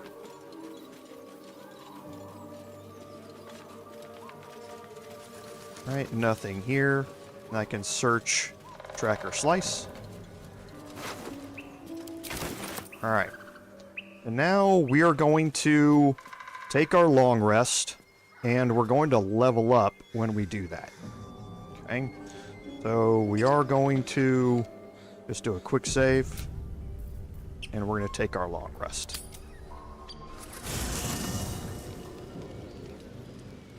So, Jerry, how far am I in my private playthrough? Yeah, I talked about that a little bit during the chat at the start. I am just now at the Goblin camp on my private playthrough.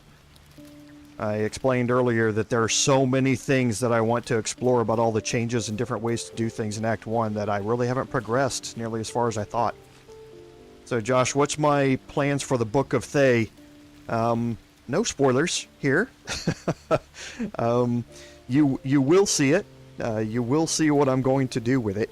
There are a couple of different options for it, but we are not going to deal with the Book of Thay until next week's live stream. Looking at the time, we're going to have to spend at least another 30 minutes here, or probably another 45 minutes clearing out the Blighted Village before we even get into the Whispering Depths. So that'll probably be next week, but you will certainly see it then. So shameless plug, tune in next week. So while we're here, we're going to start off and get some conversations. I wasn't expecting it, but I'm glad to have some company on this journey. Fine. What's on your mind? I don't think I've ever had a confidant quite like you. And if I have, I can't remember them. Okay, so nothing really new from Shadowheart.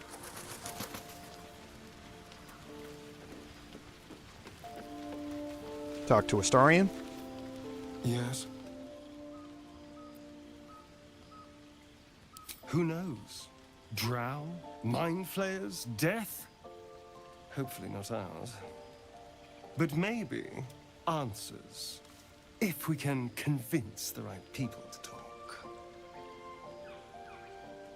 And I love the emphasis he put on the word convince there. It's obvious that Astarion has a very specific way of trying to convince people to do things. Speak. Okay, nothing new for Lae'zel. Always a pleasure. The goblins still infest the roads. As long as their leaders live, Zevlor's people are trapped. Okay, nothing new for Wyll. How can I help? And nothing new for Gale. So we're all caught up on our conversations. So now I guess we'll leave down here by Gale, because we're going to be bringing him into the party here in a little bit. So now let's deal with our level ups.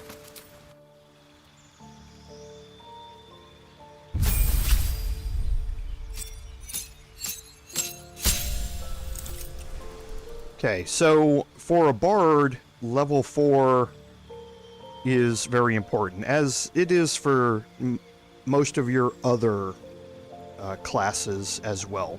But for a bard, you get an additional cantrip.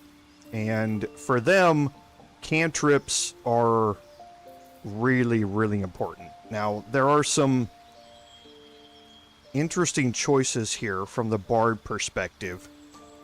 True Strike is not something that I'm interested in at all. In tabletop, True Strike can be quite a bit more interesting than it is here. But in the game here, I think it's fairly limited in its application. And I'm not going to be utilizing my bard once we get to the higher levels for melee-based stuff anyway. Blade Ward is very, very good as a cantrip. Being able to cast it on your frontline melee fighter to only take half damage from bludgeoning, piercing, and slashing attacks for 2 turns is great, starting things off. Mage Hand is very, very useful. Yeah, Eric, I completely agree that in BG3 it's worse. There, if you read through the expanded explanation of it, there is one extra additional thing in tabletop that it can do, but still, yeah, not the greatest things that you would ever need. Mage Hand is very, very useful, actually, in this game. It's incredibly useful in tabletop. But we have Lae'zel in our party right now, and Lae'zel is able to cast Mage Hand as a Githyanki cantrip, so I don't need to get it here. However, if Lae'zel's no longer in your party, then that could change. So, friends is a good way to get advantage on your charisma checks during conversations. So if you're trying to convince somebody to do something, friends is a great way to do it. Light is great for casting it on a target, and then the light moves with that target so that anybody attacking it no longer has disadvantage because of a light level. Minor illusion is okay. It's a way to distract enemies, and they go investigate that area where the minor illusion is. So if you have characters, especially on tactician mode, this can be a lot more useful. Where the melee characters are going to just rush right toward your spellcasters, casting minor illusion and having them get distracted and move away from your spellcasters toward that area can be very useful. Blade Ward is the obvious choice here for my bard. It's simply far and away the better choice for what I need to do. I am going to take friends. Having advantage on your persuasion, intimidation, and deception checks can get you very specific things in this game. If I didn't have some foreshadowing about how difficult some of the conversations were going to have to be to convince NPCs to do something I want them to do, I would not take friends. I would try and get it through scrolls or something like that. However, here I'm going to take friends, and I'm going to take it for some very specific reasons, in that having the ability to have advantage on a roll where the DC to convince somebody to do something is 20 or 25, advantage can be very, very useful.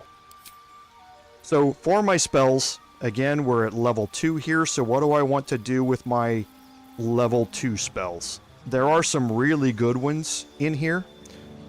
Blindness is obviously a good single target choice. Invisibility is great for being able to move your characters around the battlefield better. Knock is amazing if you do not have a support character like a ranger or a thief or a rogue in your party, or a bard for that matter if you've chosen to go slide a hand route. Knock can be very, very good. Silence in this game is not what you want it to be. It just isn't. You cast silence on an enemy spellcaster, they simply walk out of the spell sphere. That's just how it is. It's not nearly as powerful as you would hope it could be. However, casting silence on your friends to keep them from being immune to thunder damage can be very, very useful.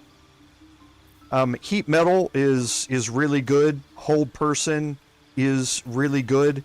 Phantasmal force is, again, really good. Crown of Madness is very situational, and it's concentration based, so I tend to avoid it where I'm at right now. What I'm going to focus on here is really a choice, I think, that we have in our support role. And hold person is very, very good. We're kind of getting out of the location where sleep is going to be very, very useful, because our enemies are becoming higher and higher hit points. So hold person is very good, but heroism is also very good for your frontline fighters. In this case, I think I'm going to go with hold person, just as a way, again, kind of like Tasha's, to isolate a particular character with a wisdom save. But, now that I think about it, now that I have Tasha's available to me, I probably want to focus somewhere else on this. And I think probably invisibility is the better spell to take. Hold person is single target, keep them immobilized. You always get crits. Tasha's is very similar to that type of thing, with the exception of the crits. So I think I'm going to go with invisibility there. So changing my spells out, I don't think there's any that I have in here that I want to change out. I think I'm happy with all these as they are. So now you come down to the feat. This is by far the main choice that everyone gets when they get to level 4. And I like the fact that it doesn't default to any of these like it did in early access. It defaulted to ability improvement, and it was hard to even know that there were other feats that you could select. So from here, for how I plan to have this bard go, is I'm not entirely sure if I want to multi-class my bard or not. That's a decision I'm still making. There are some options I could go here with the multi-classing that would affect what I do with my feats, but for right now, I think ability improvement is my best choice for how I plan to play that. And what I'm going to do is immediately get my charisma up to 18, but then I'm also going to take it to 19. 19 does not benefit me anything above 18 right now. However, we're planning for the future with that.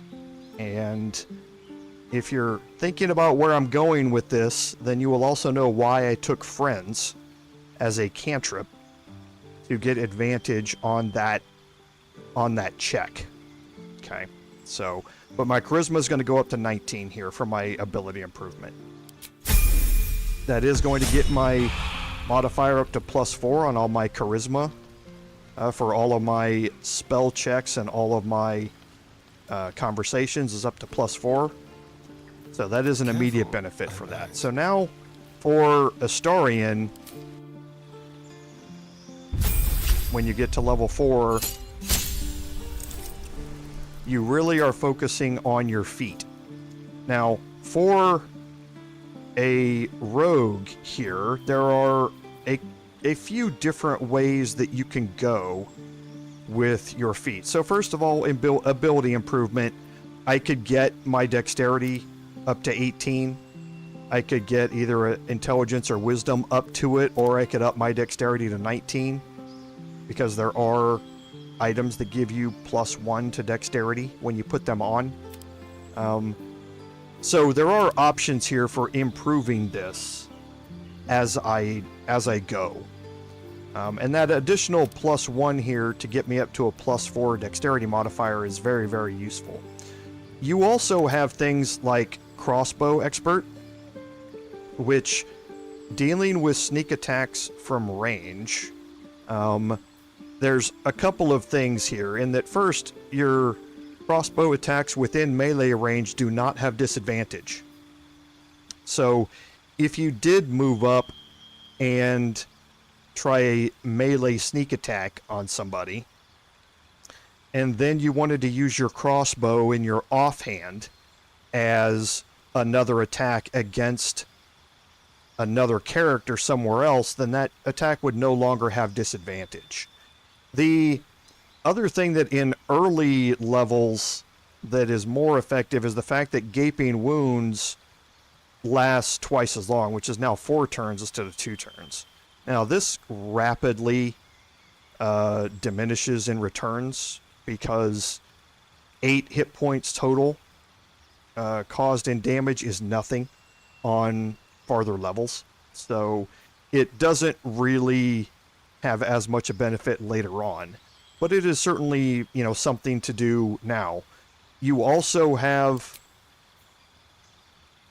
like mobile, where your movement speed increases and difficult terrain doesn't slow you down when you dash. And then if you move after making a melee attack, you don't provoke opportunity attacks. So my movement speed would go up even more than it already is. I would have evade. So after I made a melee attack and then wanted to move back out of range, I wouldn't provoke an opportunity attack, which is, you know, very, very similar to being able to like make a melee attack and then disengage at the same time. It's just we wouldn't have to use a bonus action to disengage. And difficult terrain wouldn't slow us down when we dash. So all of these things, being able to get Astarion into better positions on the battlefield, could be very, very useful. So there are a bunch of things in here. The other thing that I think focusing on for him that's also good is Spell Sniper as well.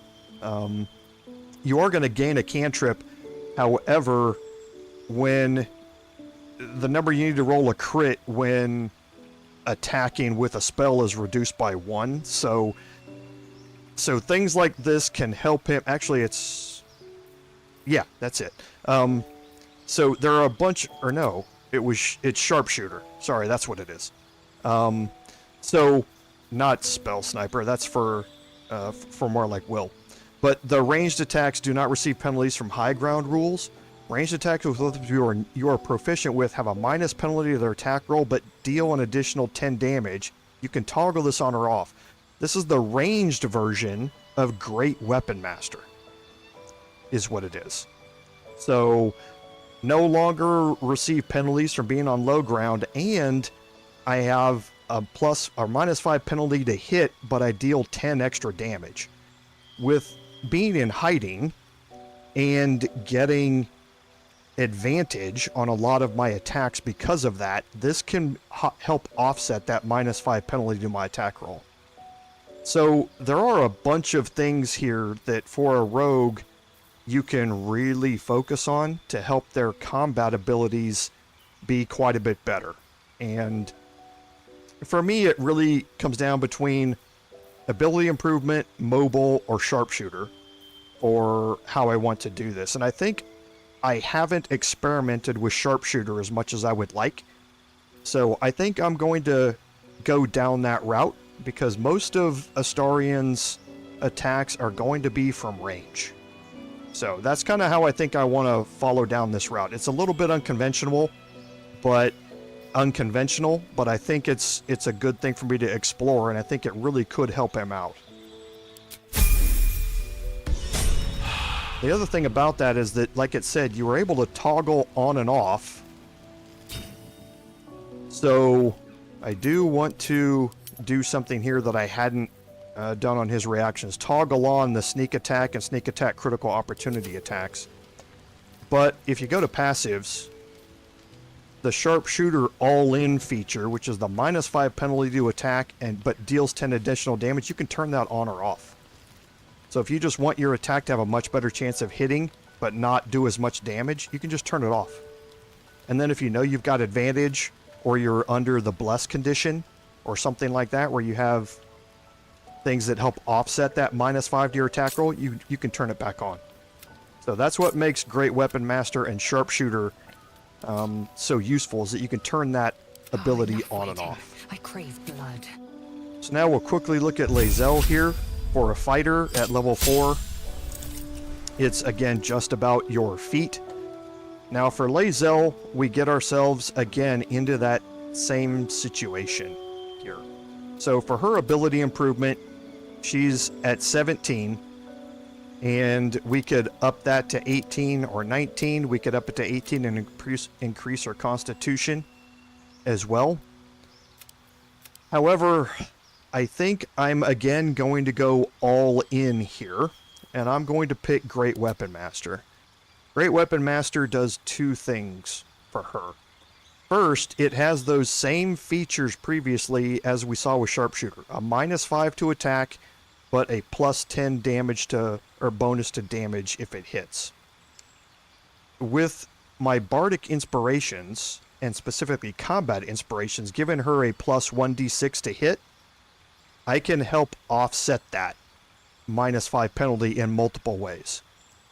The other thing is when she lands a crit, or if she kills a target with her weapon attack, she can make another attack using a bonus action. So she gets a kill, she's got an additional attack right after. So this is, and it's conditional on a couple of things, and you'll see kind of how it plays in and out as we go. But the bonus attack here can give her a second attack right now before she gets her extra attack at level 5. And then when she gets her extra attack at level 5, the bonus attack from Great Weapon Master is still there. So she has the possibility, if she kills a target, of being able to make 3 attacks per round once she gets there. So I'm going to go all in here with the Great Weapon Master and Sharpshooter and hope it doesn't come back to bite me. But again, with Lae'zel, with the passives, you can toggle that -5 and +10 bonus damage on and off as you go. So don't forget it's there. And then I've already got her opportunity attack set where I want it. And then Wyll at level 4.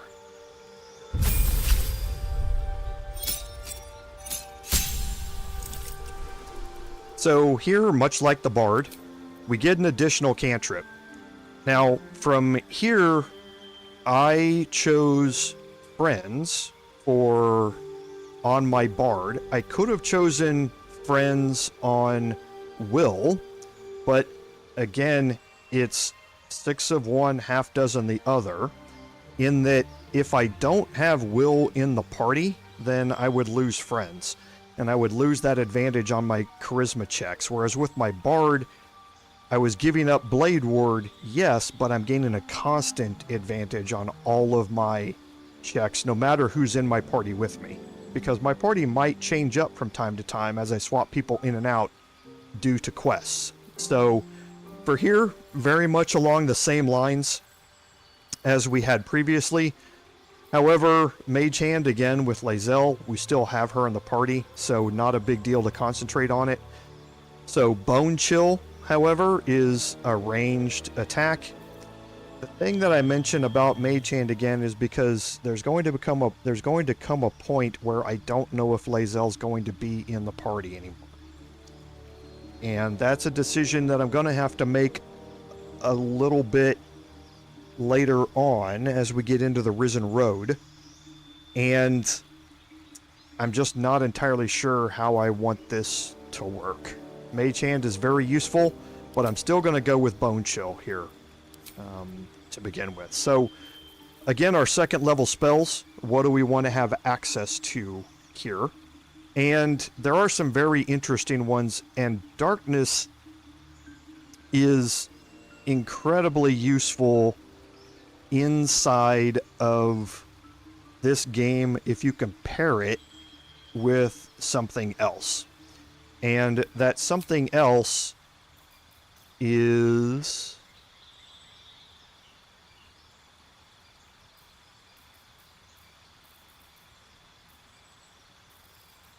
You have to pardon me. I'm looking for it here. I thought it was here.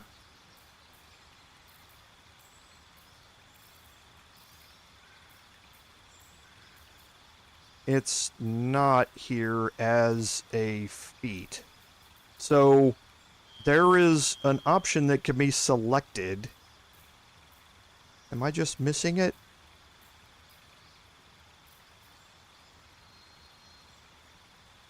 It's not available to Wyll. Yeah, that's right. It's not a feat. That's why. Okay. Took me a second to realize it. There's an ability called... Oh, yeah, and there, Peter just mentioned it in the chat. Took me a while to remember it. There's an ability that Wyll's going to get called Devil Sight. And it's an option that comes with your... as something that you're going to be able to select in his character progression as he goes along, that allows you to cast Devil Sight on a character, and they will not be and he can see inside the darkness spell. So inside the darkness spell, you're going to have disadvantage on your attacks because you're all heavily obscured and you're blinded. However, the darkness spell, or the devil sight, allows you to negate that disadvantage and still attack while you're inside of it.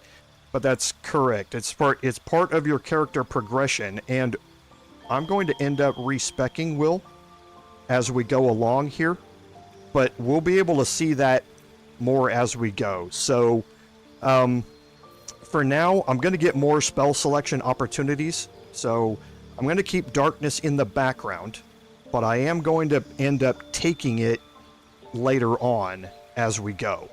So, but just not something that I'm going to take now. What I am going to do, however, is, well, this is another choice I'm going to have, and I need to think about this because there's an option or an item I can get that allows me to have Misty Step without it. So, boy, too many good choices. I think I am going to take darkness now. I'll just do it now, and deal with that once we do our respec for Wyll. I'll be able to respec that thing later anyway. But for now, on replacing spells, Arms of Hadar I'm going to get rid of. I don't normally have him be in that combat range. And where did I... So do I want to swap this out for anything else? Okay, I'm going to give him Misty Step for now.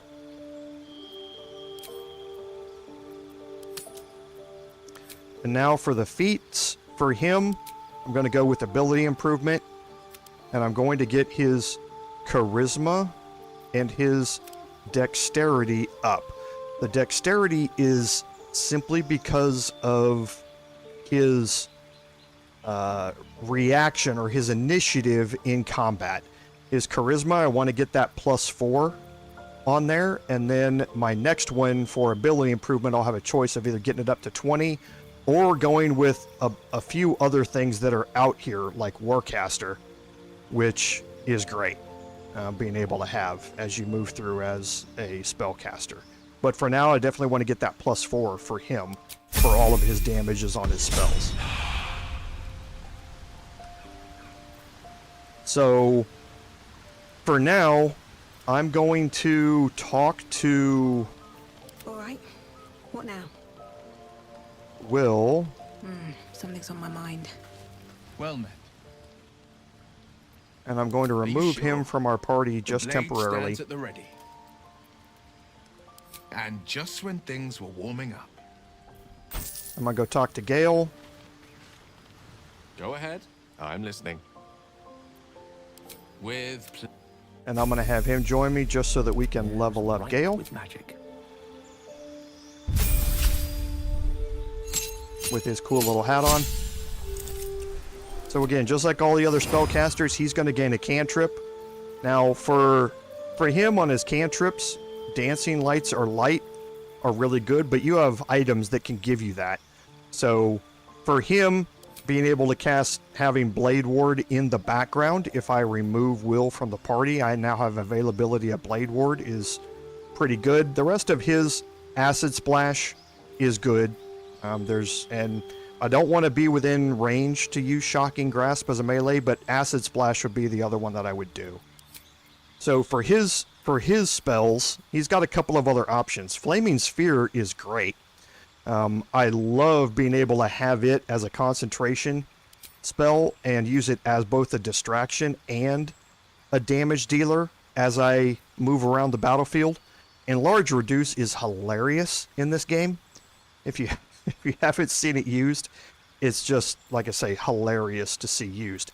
But for him, Web is the other one that I would always choose for him. So for his feat as well, getting his intelligence up, and again, getting his initiative rolls a little bit higher is better for him at this point. Now I'm going to talk to him. No one stopped me yet. And remove him from our party. Go ahead. I'm listening. I question the wisdom of that decision, but so I'll be here in the meantime, idling away the... And we're going to do our last one. We're going to walk over and talk to Shadowheart. Then through. We get along quite well, I think.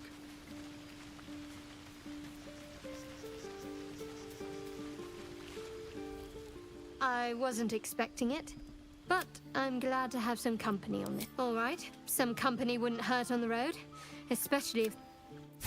Okay, and now leveling up Shadowheart is again just like most of the stuff that we've already seen previously. Except now we have we've unlocked additional spell slots as normal.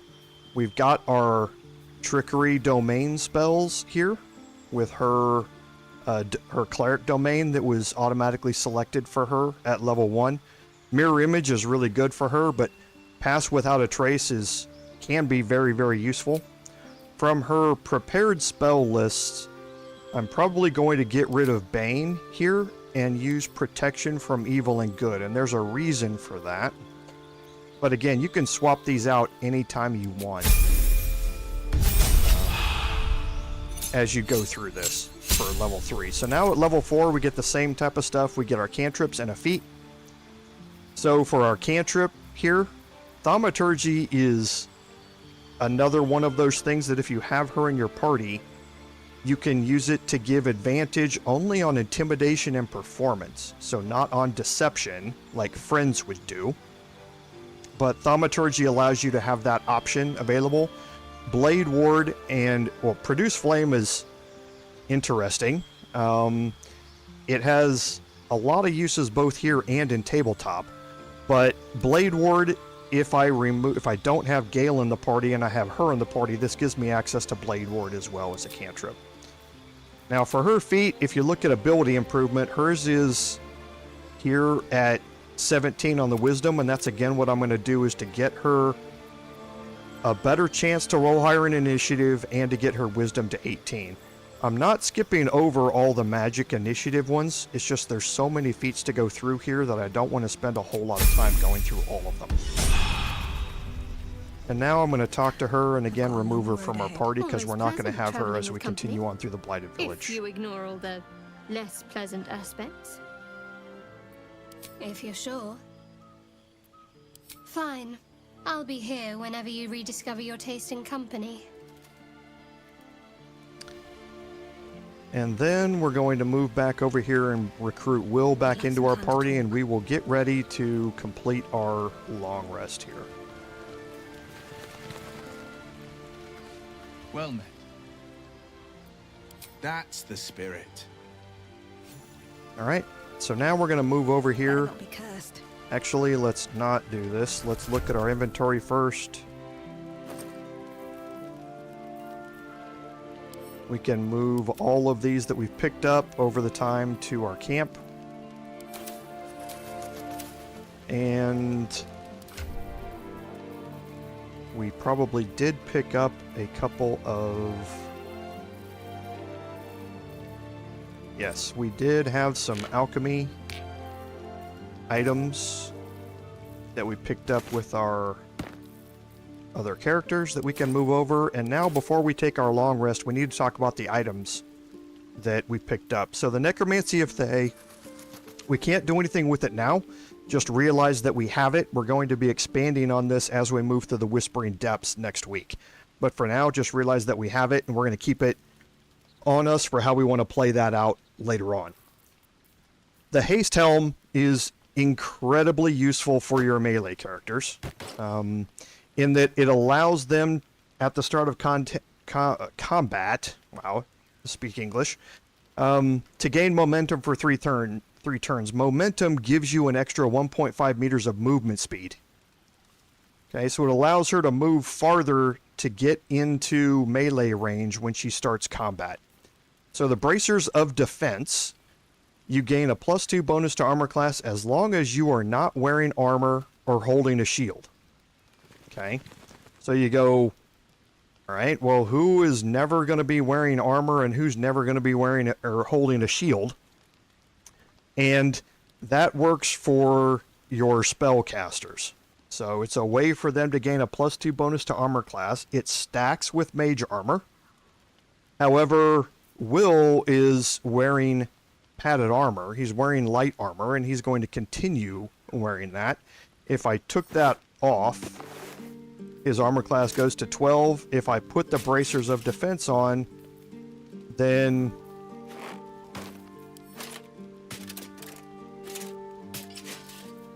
his armor class should be going up. And oh, because he's wearing the light armor helmet. That's why.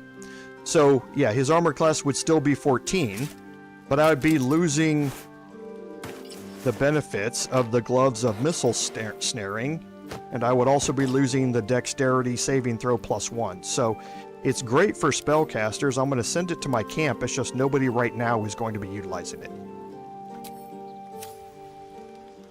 Okay, so now I can go ahead and go to camp. I'm going to auto-select this. It's going to want to use the gruel, which I don't want to do. It's going to use the raspberries again, which I don't want to do. So I'm at 18, so we can just start clicking some of these. I need 6, so the salami works. Oh, and for those of you who are unaware of my previous streams, salami is a melee weapon. And yes, I have killed an enemy with a salami. So it's pretty funny to have happen. But yes, I'm not going to be utilizing it this playthrough. You don't sleep well, flitting between dreams and nightmares. Maybe you wake up because you know something is wrong. Or maybe you just get lucky. Shit. No, it's not what it looks like. I swear. I wasn't going to hurt you. I just needed, well, blood. There, in the dim firelight, you see him for what he really is. A vampire, a slave to sanguine hunger.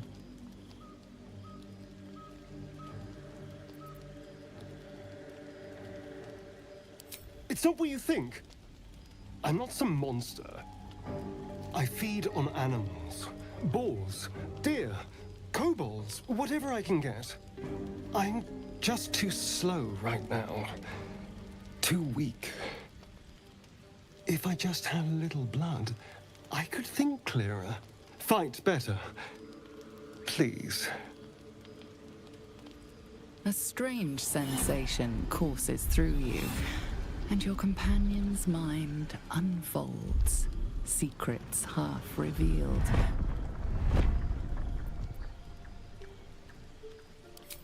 At best, I was sure you'd say no. More likely, you'd ram a stake through my ribs. No. I needed you to trust me. And you can trust me.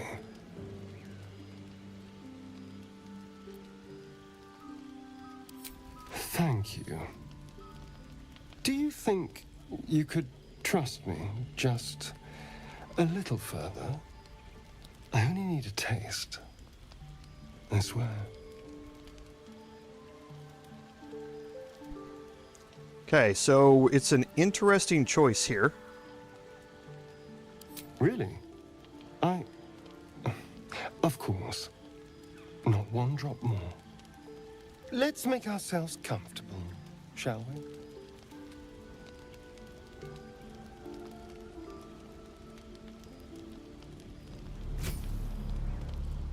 It's like a shard of ice into your neck, a quick, sharp pain that fades to throbbing numbness. Your breath catches, your pulse quickens.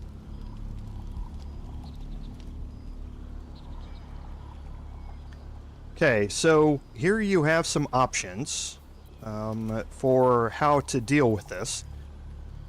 You can actually die here if you don't get Astarion to quit. He's just so caught up in his hunger that if you don't stop him, he can actually kill you here. Can actually kill your main character. So I have a lot of persuasion, not as much on the other two, even though I do have melee weapon proficiency. So I'm going to go with persuasion here. You see I have +8 right now, a flat +8. The DC is only 5. It's going to get harder the longer you let him go. So the more you fail it, the harder it's going to be. And now because of that friends cantrip, I can apply advantage to this whenever I want. Now with a DC of 5, this... Oh boy, if I say it's not going to be needed, then I'm going to set myself up to roll 2 1s. But it's not normally needed in a case like this. But having the advantage of being able to roll 2 and pick the higher one is very, very powerful on these checks.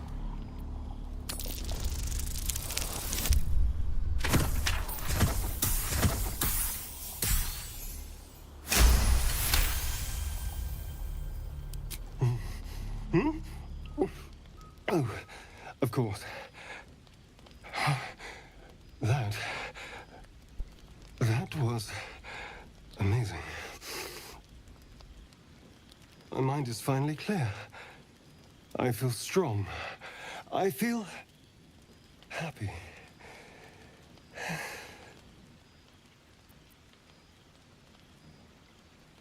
Shouldn't take long. So many people need killing. Now, if you'll excuse me, you're invigorating, but I need something more filling. This is a gift, you know. I won't forget it. You watch as he stalks towards the forest, stronger, more confident, ready to hunt.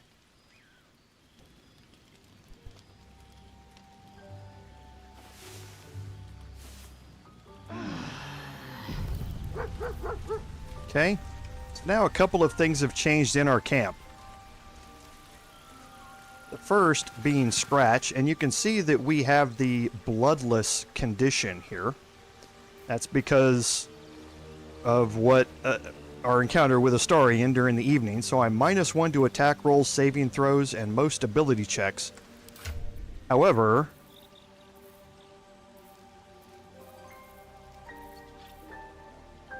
that's why we have the Amulet of Sylvanas. And I can cast Lesser Restoration on myself and remove the bloodless effect. And then I can go back to the Moondrop Pendant afterwards. Okay.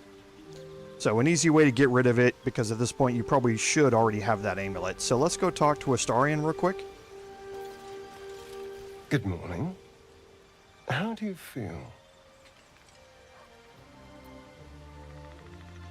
It'll pass. Just be glad I'm not a true vampire. A bite from them and you might wake up as a vampire spawn, like my good self. All of a vampire's hunger, but few of their powers.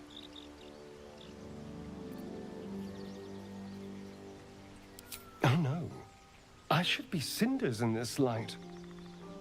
I hadn't seen the sun for 200 years before we crashed here. Someone, or something, wants me alive. They've changed the rules. Standing in the sun, wading through a river, wandering into homes without an invitation. They're all perfectly mundane activities now. As for my other quirks, well, we can figure those out in time. Oh, the innuendos. That's my theory, but who knows? I'm just glad you're being sensible about these revelations. I was worried people might turn up with torches and pitchforks. Although there's still time. Hunting with vampires. Never thought I'd see the day. Very well, but I'm keeping an eye on you. And no wisecracks about having us for supper. For his sake, he best not develop an appetite for Githyanki.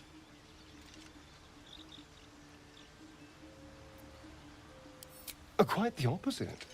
I'm here in the spirit of openness and honesty, to work together as a team. I'd just better not wake with any holes in my neck. There now. We're all friends again. Shall we go? There's a long day ahead of us. Okay, very, very interesting stuff. And then we can talk to Scratch.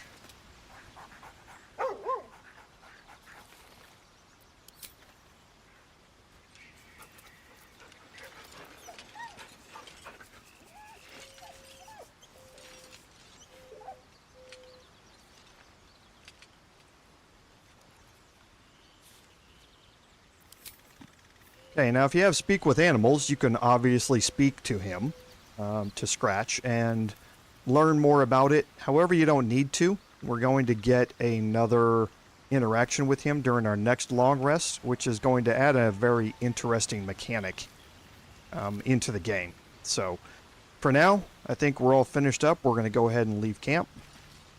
Killed a few giant bats in my day, Astarion, but never hunted a vampire. Okay, so we're going to go back into hiding, and we're going to make our way back around to this side. You can see the detection cones, and we're going to deal with these bad boys here. Now, there's two ways to go about doing this. You can bargain with them, and they will give you an item if you pass the checks called Lump's Warheart, and it gives you the ability to summon all three of them into a fight later on. However, it will become increasingly hard to convince them to fight for you the more times you summon them. So, can be useful. However, it can also be incredibly buggy. You summon them in a location and they try and summon outside of a building or something because there's not enough space for them to be summoned. It can be very, very twitchy. However, you're also letting them off the hook for what they've done here. They have killed and eaten a bunch of people here. So, if you want Lump's Warhorn, like I say, it's an interesting item to have with you. It's just certainly not something that I'm going to be utilizing in this playthrough. I think I did it in my last playthrough. Children's game. So, what I'm going to do is remove Lae'zel from the group, and I'm going to bring everybody else up this ladder here.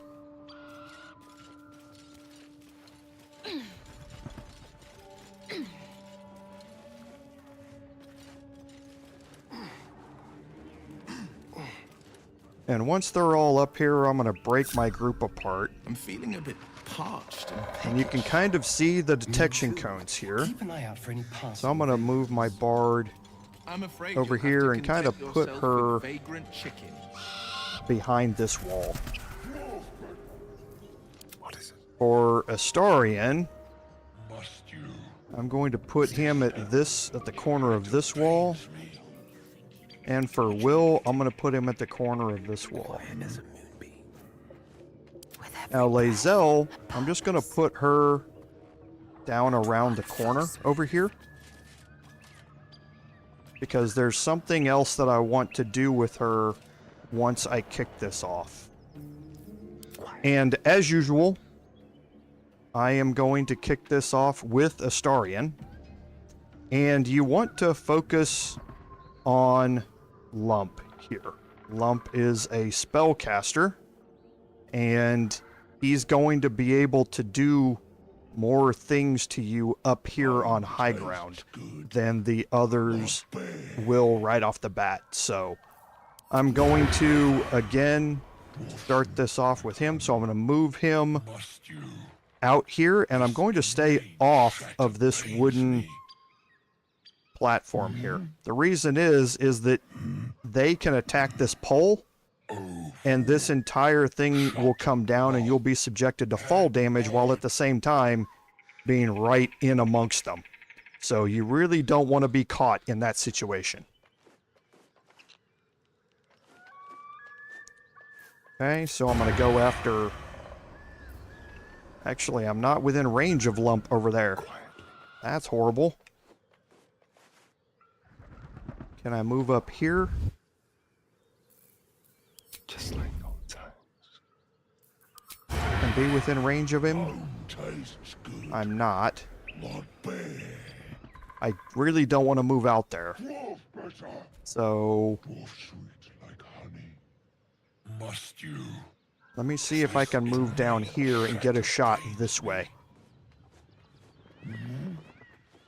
That might serve two purposes. Yeah. Yes, I can. He'd have to move into that detection cone there. But let's just move him up there anyway. Okay. So should be able to get it now. Path is interrupted. And it moved him, failed his hide check again. So he was able to hide. We can finally get our sneak attack off. Okay, so now they are surprised. So now how we want this to work is to still focus Lump as much as we possibly can here with our attacks. And in doing that, I can also bring other members into combat if I do it kind of in a safe way. All right, and the way I mean by that is by moving my bard out here. I think I'm still probably... Okay, so I can cast Dissonant Whispers out here. His wisdom saving throw is very low. He's got a -2 to his wisdom checks. So actually, I think what I'm going to try and do... Okay, so they're all the same way. I think I'm going to... Tasha's one of the other two, Frank or Chalk, instead. And hopefully then keep them out of combat for a long time. Hopefully he's going to continue to fail that saving throw over and over and over again. So now I don't need that, so I'm going to go ahead and cast Dissonant Whispers on Lump. And that's going to lock him in place. He's frightened, so he's not going to be able to move. So now for Wyll, what I hope with Wyll is that I roll well on initiative. But we will see how this goes. So... Path is interrupted, so I'm going to have to move him out here. So Will's going to be in danger, because again, if they start knocking poles down, I could be in trouble. So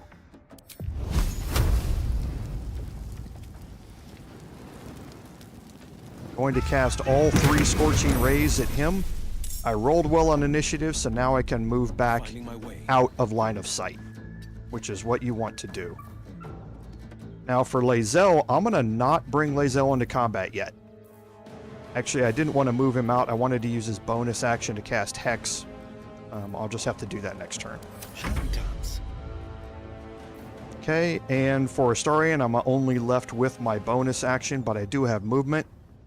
So I'm going to get to go before, since they're surprised, I'm going to get to go before them anyway, so I'm just going to end my turn. Catch my breath. And now with my bard, I also have because I'm already concentrating on Tasha's, so I want to leave that how it is. Okay, so for Astarion here, again, I'm going to dash. I'm going to move up here. I'm going to go into hiding. Whoops, not dash, hiding. And now get a sneak attack on Lump. And now I have enough movement to move him back out of the way still. So he's not in line of sight. Battle favors the fearless. So for Wyll, if I move him out here, I moved him too far back behind cover here.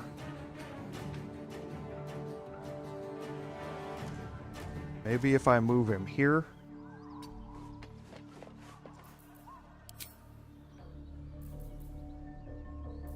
So I'm going to Hex. Doesn't really matter here because I'm not going to be able to push these guys anyway.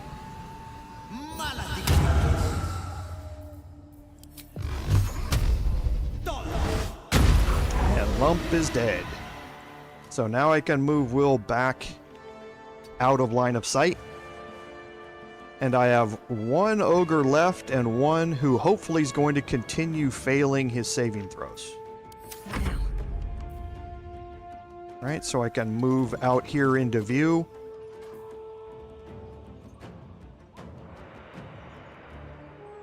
I'm just thinking here, I do want to give... I don't think this is going to matter yet.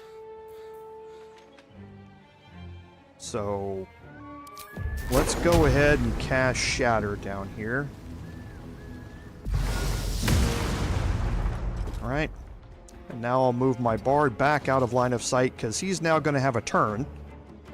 And there's a few things that he can do. The first is that he can pick up and throw items like this desk at you. Causes a lot of damage and knocks you prone. You don't want that to happen. The second thing that he can do is he can just go try and hide underneath this ledge somewhere, which doesn't hurt anybody, and you can move back out into line of sight and hit him again. Or he's going to try and move out here or out here and climb up onto the roof up here. If he does that, then I will have Lae'zel ambush him from behind while he's trying to do it.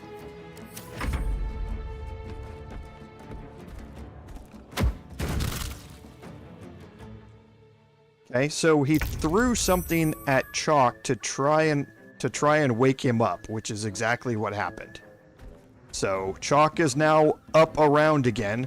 So if I continue to cast Tasha's on him, that means that Fank is just going to constantly throw something at him to try and wake him up, so to speak. And that's perfectly fine because he's not doing damage to anybody at that point.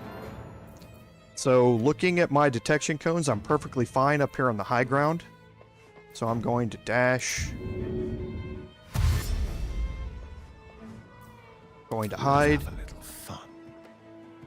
Let's move. And I'm going to keep focusing on Fank here. And now again, I can move Astarion back out of line of sight.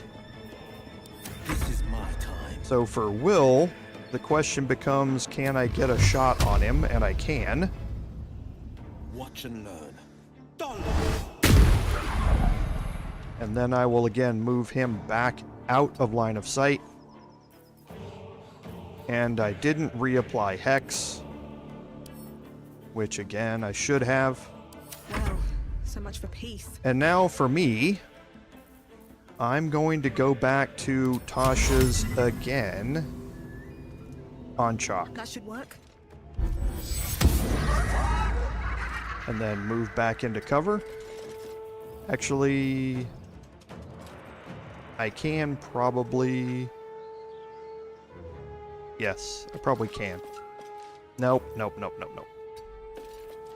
Okay, and we'll end it. Now Fank is gonna... Oh, he's gonna leave him there. That's good. So now he's dashing out here. He's gonna turn the corner. And now I can start focusing on Fank, because Fank can't climb ladders. He can only climb up this way here. So his detection cone is good. It's all out front.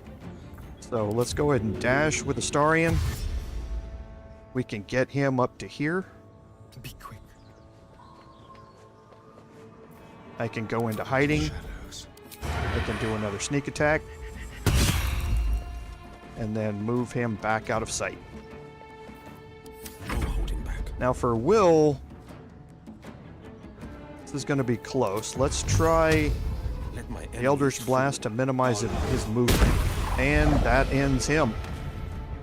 So that's perfect. So now I can move Lae'zel in here and deal with Chalk here.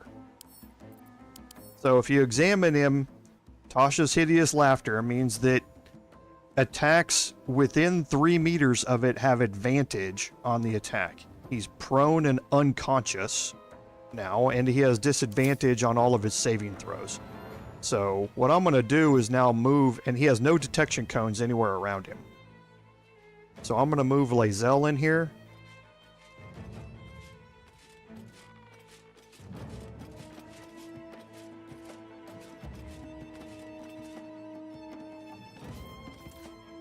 And since he has disadvantage on strength and dexterity saving throws, is he carrying a weapon? I can't tell if he is or not, but since he has disadvantage on that savings throw, let's try and do a disarming attack just in case he is carrying a weapon. Okay, so he dropped his weapons. And now I can bring over my bard here. And now at this point I don't need to keep wasting any spell slots, I don't think, on him. I can just continue to use cantrips to cause damage.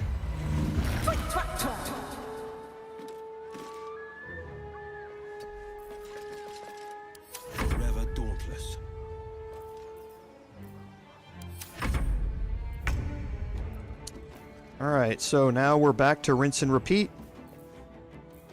So I will dash. I will hide. Trace. Move up.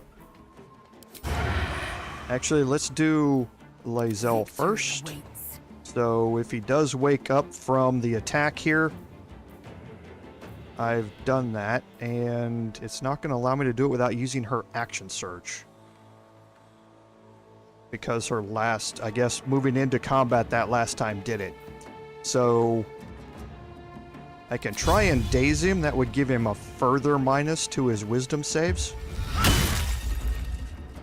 Okay. So now he's got disadvantage on strength and dexterity saving throws. He's also got a disadvantage on wisdom saving throws. And since Tasha's Hideous Laughter is a wisdom save, he's got -2 to his wisdom saving throws, and he's got disadvantage on it. So hopefully he's pretty well immobilized up there. Let's spill some blood. So we will have Astarion go ahead and give him a sneak attack. Then we can move him out of the way. Bring up Wyll for an Eldritch Blast. Watch and learn. Okay, and Wyll's turn. Actually, not ending Wyll's turn. He's not going to wake up. He's not going to get a chance. And he's got 4 hit points left. Hey, you! Love limb of a lecherous lich. Victory awaits. And he's not going to get a chance to do anything. He's done. So not too worried about it. You're mine. Okay. And that's what Tasha's Hideous Laughter can do, especially against low wisdom characters, and especially if you can daze them and give them disadvantage on that wisdom saving throw. It's just so difficult for them to shake off the effect. So we will now move everybody back down below. Group everybody up, and we can search this area here real quick. Open up. Okay, we do have some camp supplies.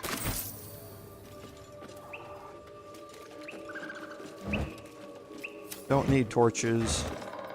Don't need any of that really, but we're going to be selling off items here pretty quick anyway. Holding left alt, you can see there's a book down here. Nothing special about this book.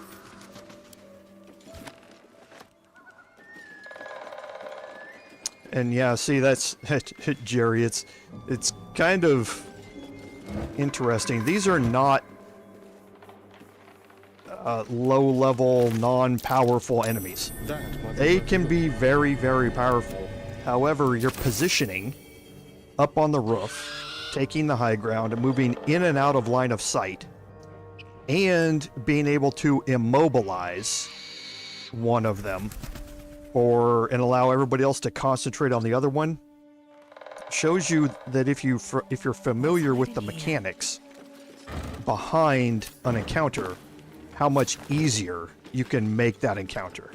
I didn't lose a single hit point. I used a bunch of spell slots, but once I got to a point where they were immobilized and I didn't need to do that anymore, then I quit using my spells from an action economy standpoint and just went to utilizing cantrips and ranged attacks, so I can utilize those spell slots for something else. But this could be a very complex encounter if you don't have the correct preparations.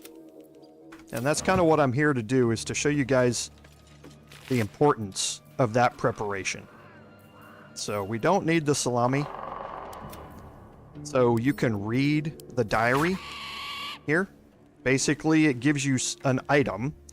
Or it gives you some information about an item that you picked up. So he was trying to eat a human. He was actually wearing a circlet. So that's what the circlet that's in his inventory in. But you also learned about Ragzlin here. That there's a goblin boss named Ragzlin who has brought them into this fight to help be an ally to him. And it's kind of interesting how that's going to play out later on. So there's Lump's Warhorn. Lump's Warhorn, exactly what I told you about it. You can sound it, and it brings Lump and his allies to you. However, they are dead now. So you can blow on the horn all you want, and it's not going to do anything.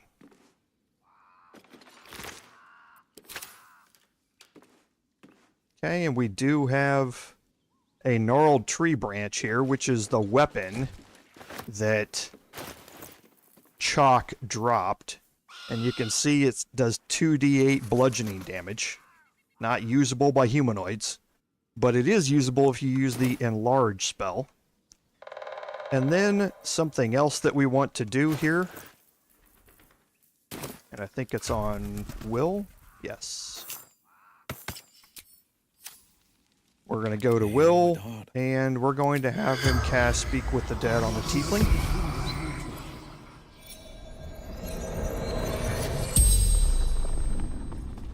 The tiefling's corpse stirs with the spell. You realize the tiefling's body has been torn open by huge hands. True sight, no coin.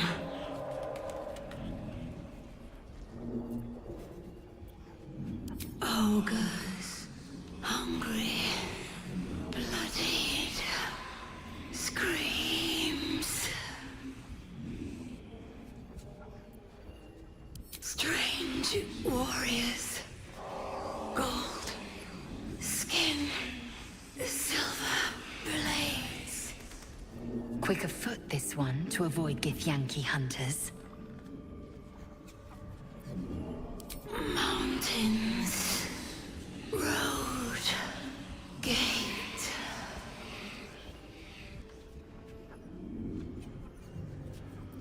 El Turel, Zoru, friend.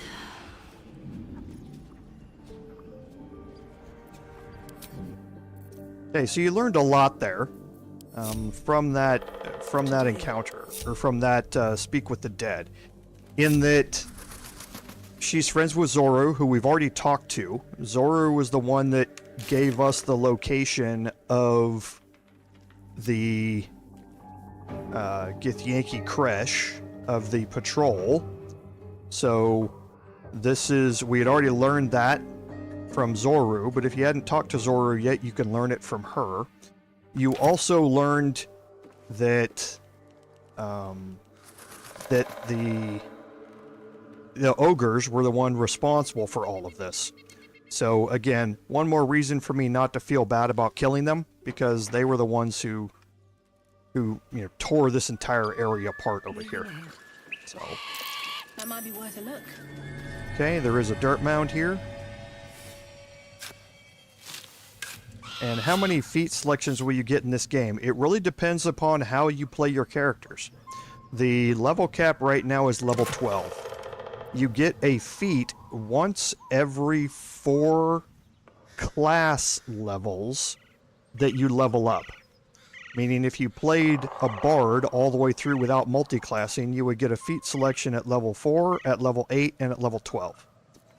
If you multi-class that bard into something like, 7 levels of bard and 5 levels of warlock or sorcerer or something like that, then you would only get 2 feats. You would get 1 feat at level 4 of bard, but then you'd only progress to level 7, so you wouldn't reach level 8 in bard, and you would progress the sorcerer or the warlock to level 5, so you would get it at warlock level 4.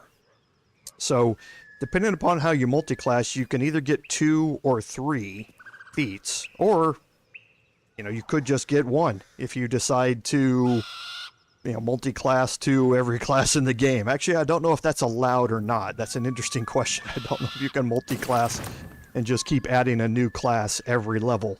But yeah, it really depends on how you multi-class your characters. And yes, that's correct, Eric. For the fighter class specifically, you're going to have differences in how the feat selection works. Okay, so these boulders, if you have high enough strength, you can move them out of the way. There's nothing underneath it, though. And there's an oral history of Oathbreaker Paladins. So, interesting choice here. Something that applies very well to our playthrough tomorrow.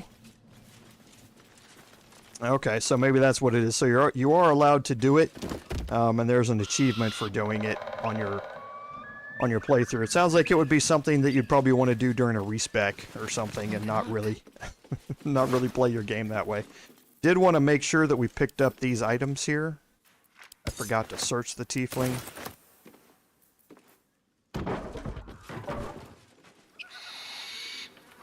And then we do have another skeleton down here.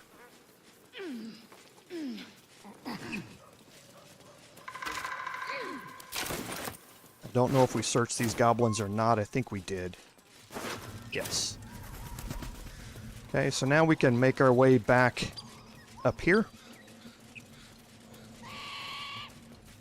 And we can do a quick little bit more of searching here for some of the trunks and crates that are out here. Camp supplies, just send those off to camp. There's another loose boulder over here. But again, nothing under it. Holding left alt just to make sure.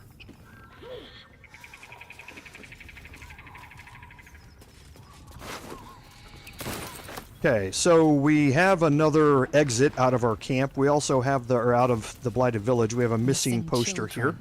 Maggie Terrans, Marcus Terrans, Mathan Deach, Rochelle Kirk. And now we have a couple of other quick things that we can do before we move into another section of this area. And that's going to end our live stream once we get up there. And that's up here. So this encounter here is going to be our second to last combat encounter in here. But while we're here, we're going to explore the upper area of this building here. We can do that without triggering any of that over there.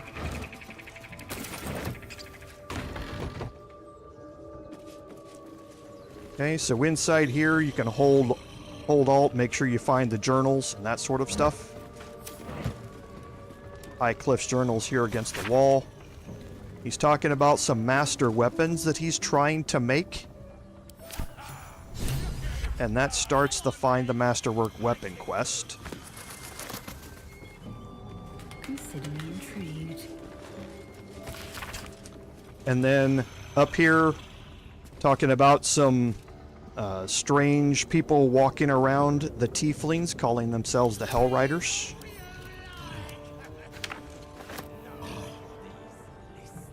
Okay, and then we do have the Selûnite necklace over here. The Selûnite necklace, there's nothing magical about that particular one. Then we can go here into this room and do some more searching very quickly. There's a light hammer here. There's another alcove on this side. And you saw it for just a split second there. You hold left alt.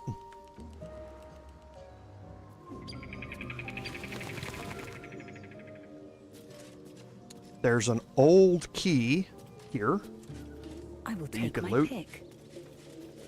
There's a dagger up here on top of the mantle, and you can search this goblin tracker that we killed from previously. There's also some weapons here.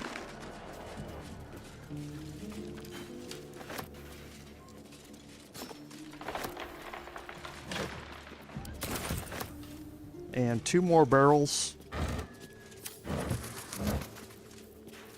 with some camp supplies here that we'll send off. And now we have a couple of options.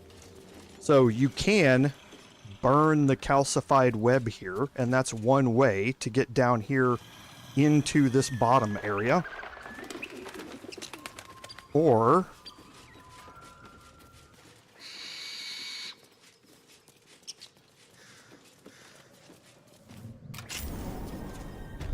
we picked up the, and you'll see it here in a second, the old key that we found in there unlocks this area. Let's get going. Okay, and again down in here, there's going to be a bunch of things that we can search, and this will be the last set of things that we do. We'll run a couple of minutes long today, just to finish off all of the searching down here, and the things that we can pick up and run into. Don't need the rotten chicken eggs. Can take some more clothing.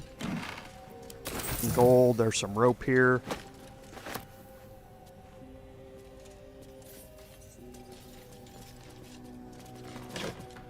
Some more clothing. We do have some large bottles and that sort of stuff that we can pick up as well.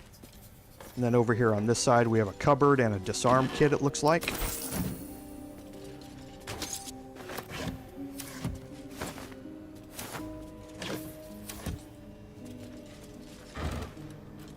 And that's for Astarion. Okay. Now, if you chose to burn the web, you'll end up right here. And if you don't have anybody that can lockpick, there's a lever here to get out. So don't forget that there's a lever there that will open this door and let you get out. So you don't have to lockpick your way out if you come in through the web. You just have to make sure you're looking for a lever so that you can open up the door. And Astarion's going to very quickly get overloaded with thieves' tools. So I'm going to be more careful with those and start splitting them off. Because he simply doesn't need to take this many. Okay, so we're encumbered here, so I'm just going to move some these tools over to Lae'zel, and now we'll have Lae'zel start picking up these items. Blackets will be done. And we'll clear Astarion's inventory out with all these thieves' tools once we get a little bit further along. Alright, so here I'm going to split my group. I'm going to have Astarion cast guidance on my bard. Can't give up now. And I'm going to move my bard in here. Be wary.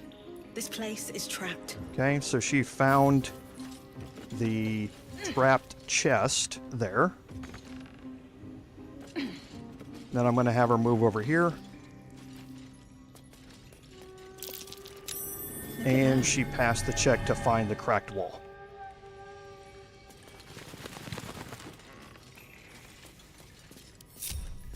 So now I can go over to Lae'zel and have her just start searching the rest of these items here. Sorry. And see if there's anything useful. Definitely take the weapons. And there's a reason for that. And now we're going to have Astarion disarm this chest. Okay, DC of 10, total bonus 8. Might as well add in his guidance.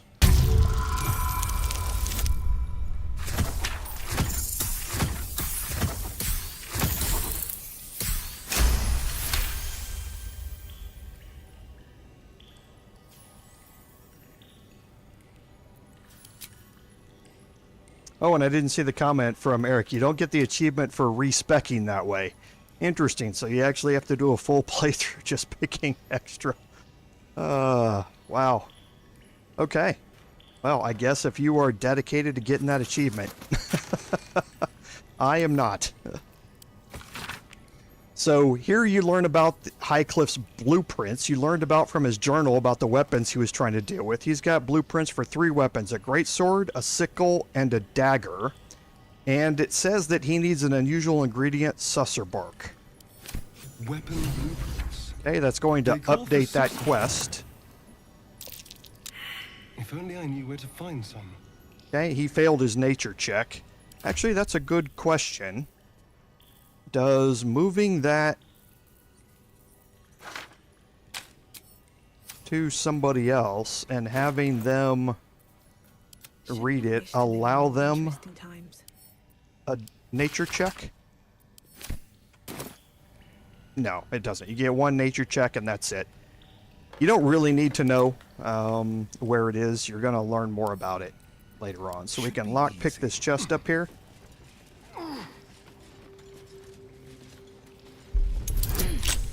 It's a higher DC. It's a DC of 15.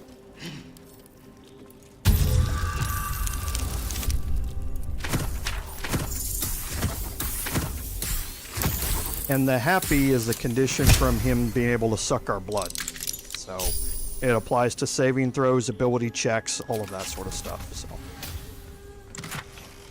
And we get the steel forged sword, which is great, but we also get infernal iron. This was actually in early access, but nobody knew what it was for. We're going to learn much more about that when we get up to the Risen Road. Okay, and this is talking about the infernal iron as well.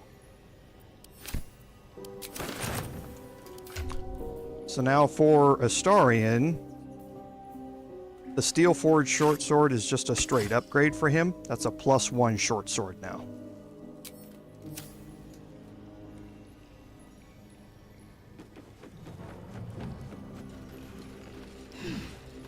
Yeah, Peter, I'm sure it is. Right. I'm sure he's just power leveling his way through the entire thing just to be able to get to that point. So,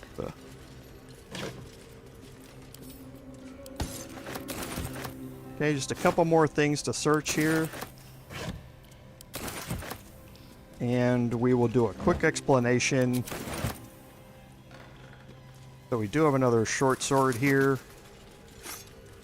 And another one over here. And I keep forgetting that I've clicked on her, so she's encumbered.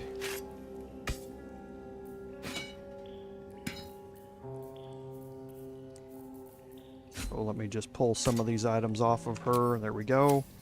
Action, not and then Lae'zel, I believe there was a book over here. There is. Securing. So I'll have her pick that up. Proceeding. Worth examining.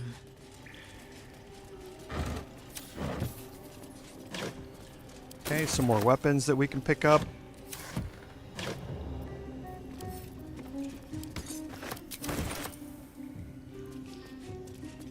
And then over here, just the last couple of crates. Okay. So now the first thing is the cracked wall here. Okay. Immune to slashing damage. However, I don't know if it's immune to piercing. It's immune to piercing. Nope, it's not immune to piercing damage. The cracked wall here is a way to enter into the Whispering Depths. This is one of the 3 ways to enter into the Whispering Depths. The other one is... All's well that ends. Not as bad as it could have. Back here. Swift as my feet can carry me. You can climb up on these wooden crates and get onto this high ground entrance up here, which you can see on the mini-map. The other is outside. We passed by the well. You can climb down the well rope, and that will get you into the Whispering Depths as well. Okay, so 3 different ways to go in it. The last thing we want to do here, we can turn on the furnace, and we can use the blacksmith's bellows to heat it up. And now you have an option to interact with it, and you can combine an item here. That item is part of the Masterwork Weapon quest, and we'll be exploring that when we get out of the Whispering Depths. But for now, let's see where we are. Yeah, I've got enough action economy here to get me through this. So for now, what we're going to do is move up here onto the top, and we have another cracked wall. And